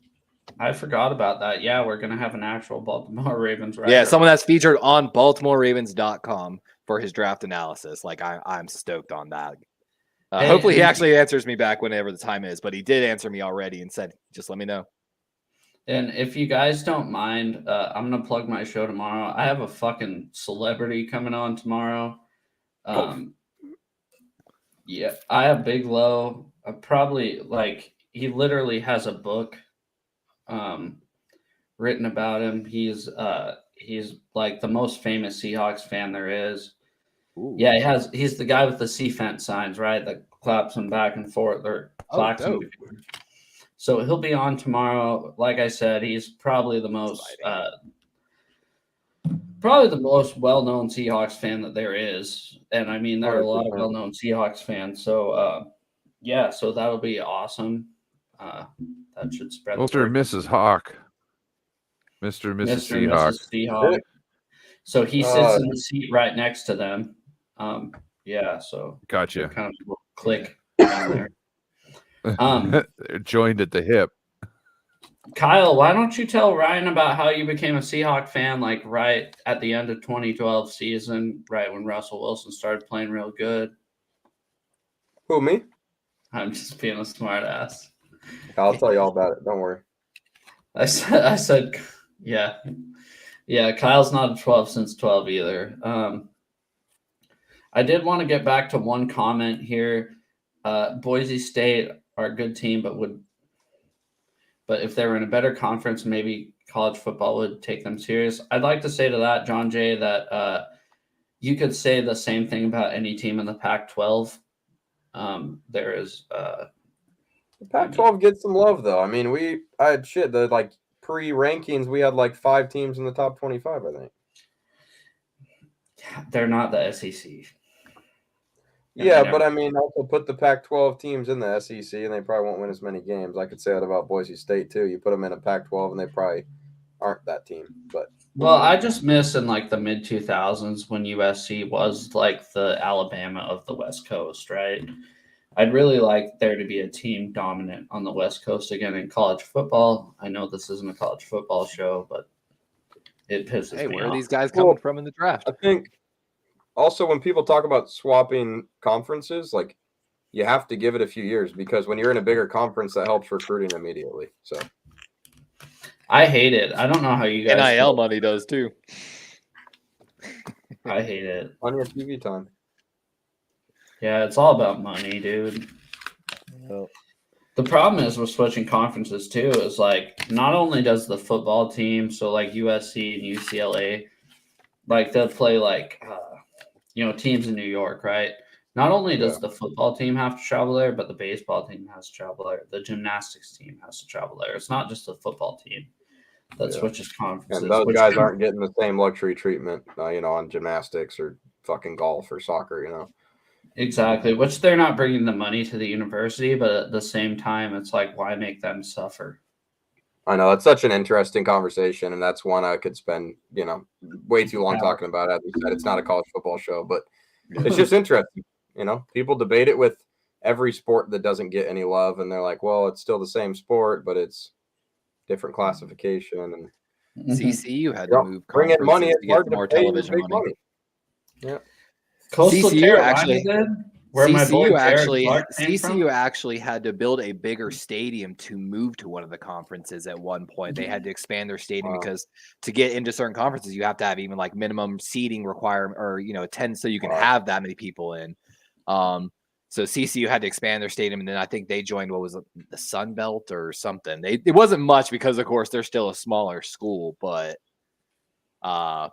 they're gonna take a step backwards this next year. They lost their coach and their quarterback. Well, all right, fellas, I'm gonna hop off. I'm trying to watch the last period of this Kraken game. It's 2-2 right now. So, all right, later, Kyle. Thanks for coming on. Hope to see you during the draft. Right? Go Avs. So, yeah, I'll be on Thursday. Go Avalanche. Yeah, I'm out before we start talking. Colorado app. Patrick Watt till I die. Nah, Kyle's one of my good buddies, and he's so like we kind of tested each other when we first became friends, probably like 6 years ago. I saw him. He plotted to fuck you in that with taking Hooker Henderson. Hendon Hooker. Oh my God. Yeah. You were butthurt. You were hell butthurt for a second. Dude, I was. He ruined my whole fucking draft plan there. Yeah. I know. Yeah. I know. And he did it just because he knew you wanted him more than anybody else in the draft. Well, here's the thing. Is so does he. He's been pounding the drum of Hendon Hooker since September. So he's texting me, check out this guy, Hendon Hooker. And I'm like, okay, yeah. And then he tears his ACL, and that kind of works out in Seahawks' favor. Mm-hmm. So that's what happened with David Ajabo with us. Tore his Achilles at his pro day. It was supposed to be a top 15 pick. Ended up we get him in the second round. Like another one I'd really like to bring up is Andrew Voorhees, the guy that tore his ACL. Oh, yep. I think he'd be a great fit for the Seahawks in the 4th, 5th round. He was probably going to be one of the better guards in this draft. Brandon Ayuk ain't going nowhere. That's him and E40 at the Warriors game together. Hey, favorite. Hey, Lamar was repping Baltimore chains. I'm just saying. Hey, so we got about 10 minutes left on this stream. I'm not gonna lie because I gotta go to bed soon. Heard. Favorite E40 song of all time? Go, Brian or Ryan. Sorry. It's gotta be Mr. Flamboyant. Yeah, I'm just a hustler on the go. Sorry, I didn't hear it. Favorite Out E40 here making song my of all propers, time? don't you know? E40 song?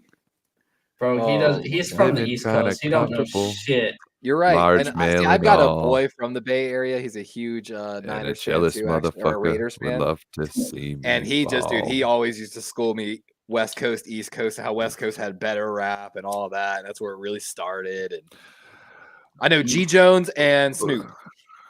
Mine is Santana DVX with the Lonely Island. E40's featured in that song. Okay. I've got to check that out. You've never heard it? No, but Lonely Island with Michael Bolton. That's one of my favorites. Where he's talking Lonely about Island. Captain Jack Sparrow. Oh yeah. Isn't he the guy that's And on then at Brooklyn the end, he's Nine-Nine talking. now? He's Or talking. was Jake Peralta? Yes. One of I missed no. that show. Well, I missed that show. like there was a couple of. Wasn't He's been everywhere. yeah. But no, that was a good one. Yeah, I don't know. What's Y'all your probably favorite don't listen to E40 that song much. then, Joe? Yeah, let's hear it. I just told you. Was it? Oh, that's right. Santana DVX. Levi don't know That's shit not an about the E40 West song Coast. though. It kind of is. It's not I an mean, E40 if you song. listen to it, he makes the No. whole song. What about flashing? Motherfucking I really flash. don't know much E40. I really don't. Oh, you're gonna wake up to a whole bunch of E40 links. Probably will. Especially I already looked up E40. I'm like, oh god, my algorithm's fucked, guys. Thanks. Like he's the reason for I'd say like 3/4 of the slang in rap. Let me He's ask you, y'all ever either heard of Toby Needway? he's either spawned the root word, huh? Sorry, I didn't mean to cut you off. The root word. Oh, he either spawned the root word or he just created the word itself. You know what I mean? So like, Skrilla, he created Yeah. he came that was his word. You know what I mean? Like there's so many words. He just comes out his head with all this stuff. Creativity, man. Man, they're yeah. You guys stoked for the draft or what? Oh, dude, it can't get here Bro. fast enough. I wish Baltimore had more picks. Seahawks You want some? I got some. Yeah, none that you I want. got some picks. Hey, if I had a second round Because pick, you we could do can't some draft talking. well in those later rounds. Who? We draft Baltimore? really well in the later rounds. No, Shh, yeah, the 49ers. Oh, Killing actually, yeah, y'all do. Actually, hold on, I got something for you. For you in So regards to the your 49ers. 49ers, the Shared 49ers earlier. within the 6th and the 7th round, since they've drafted, since the regime, the Kyle Shanahan, John Lynch regime, I believe it was quoted, they only had 1 6th or 7th rounder not make the team. That to me is crazy that you could draft that well, that your 6th and 7th rounders consistently make the team. That's crazy. Let's see here. George Kittle was a 5th rounder. Fred Warner, 5th rounder. Or no, Fred Warner might have been a 3rd rounder. Oh, of course, I can't. I think I can blow it up. Talanoa Farmer, 5th rounder. Seriously, like from the 5th round on, we just don't miss, bro. Oh, I can't blow it up anymore. But there it is. Since 2000, teams that have drafted the most all first team, all pro selections. My Ravens, second with 16. 49ers, right there with 15. Joe's Seahawks, kind of at the lower side, but still probably better than 20 teams in the league. They leveraged a lot of their draft capital. Oh, hey, when we're done here, I want to show you guys something. And by the way, show you it. When I said the good, bad, and the ugly theme song last night, it's called The Ecstasy of Gold. That's what I meant. I found another interesting picture. I don't know how true it is, but it's something we Raven fans probably going to have to do with a lot this season. Apparently, my Ravens, we like to drink. I did see that. Where are you at, Seattle? I saw that and I thought that was bullshit because I could account for at least number 2 on that list. I know, right? I was pissed. I definitely saw that was a stat line I was surprised by. I was like, I don't think we Dude. drink that hard. I was watching earlier and I hear a beer get cracked, and I was like, "That's Joe." And I look over and it's you're like, and I was like, "Yep, that's Joe." Oh, You should mute your mic. You should mute your mic when you go to crack your beer. Probably Either that too. or turn to the side and crack it so people can still know that you're about ready to. We're getting a fresh one, but it's not like right under the mic. Man, that's my bad. Oh, I You're wish good. I had some You're alcohol good. right now. I ain't gonna lie. Man, my fridge is always stocked. I don't usually drink that much. I had a dog when I Um, was younger. It would be me on some. Does anybody want to talk about anything before we get off? Yeah, I think we're kind of good to go. Of course, we got the draft day coverage we're doing. I've said it the other day, guys. I don't know how serious I am, but I think it'd be funny to bring all y'all on, call it Around the Bay with D-Rave, and do a panel style show kind of. I was trying to think of some topics kind of we could call throughout the weeks if y'all would be interested in it. Yeah, anytime. Well, I'm not in the Bay, but Well, yeah, I guess you're the I'm sure they would exception. be. Me and you're included. You're in the posse. I'm off I like feel to be Elliot lumped Bay. in with the Niner fans Yeah. now. But yeah, I don't. Ryan, you got anything you need to plug before we go? I got Niners and Friends with Beto and Mariah, 49er Faithfully, tomorrow on Beto's channel. And then I've got the show with Brian Carter on my channel at 7:30. I think I'm gonna leave Wednesday open. I don't know. Other than that, I've got the draft with you gentlemen. Thursday, Friday, I'll be doing a 49ers recap show Friday night. It's gonna be a long day Friday, and then it's gonna be a long Saturday morning. And then I excited. probably will not want to stream for like a week, but I still will. No, I'll be streaming. Like, Yeah, because then you got to do so It'd much be crazy. post-draft coverage. Who's the new free agent wave coming? post. Oh What's my the gosh. grades? Like, there's so Yeah. much post coverage to do too. Like, Yep. yeah, So I might be there's calling that. into a call show tomorrow. Actually, a Ravens guy called Sip2 Tally Films. They call him Coach Gunny. Was mentioning him earlier. I tried to call into his show today and couldn't get through, but I'm trying to get plugged in on his show a little bit.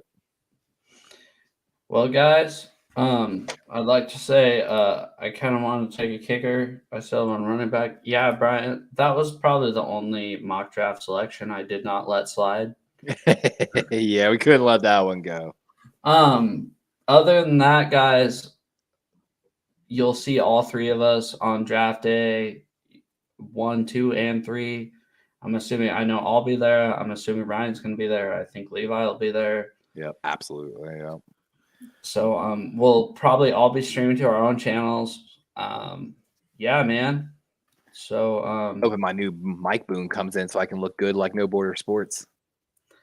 I'm not a fan of Oh, yeah? Border Sports mic boom. I like Yeah, I got a little one coming in from Amazon with like a soundboard with some like sound effects and stuff. Trying to change the look up, get it more looking like a podcast than I'm playing here, sitting here playing games. That's I'm what gonna I be going want. to I want a soundboard. I'm gonna be going to a 2-camera setup. Oh, So I can very stand up nice. and talk, and then I can sit down and talk. I'm jealous of that. My computer, be one out of my here. problems I was running into, what's preventing me, like when I was getting rated, on my PC I'm running this on is all like 10 generations old. Laptops now are better than this. Like I've the amount of blue screens of death I've hit on this PC. I'm trying to get the money to get a new PC, but I haven't had work myself. You were talking about that the other day, getting back to work, and I'm like, I feel you, No Border. I feel you, man. Like, but supposedly my order from Amazon's coming in on Saturday, so hopefully Saturday I'll have a new setup. All right, guys. Well, don't forget, I have a celebrity coming tomorrow at 5:30. Seriously, like no joke. Like I'm not shitting you. I'm surprised he agreed to do it with me. So Congrats pretty on that, by the way. Like that's huge, my guy. Like if you can just make sure when you do the show, have him tweet out. Make sure he shoots out a tweet. That'll get I people am. into your show. I am. So I'll be stoked. With that, I think we're out for tonight. Yep. See you guys later. Have a good Yeah. night. Thanks for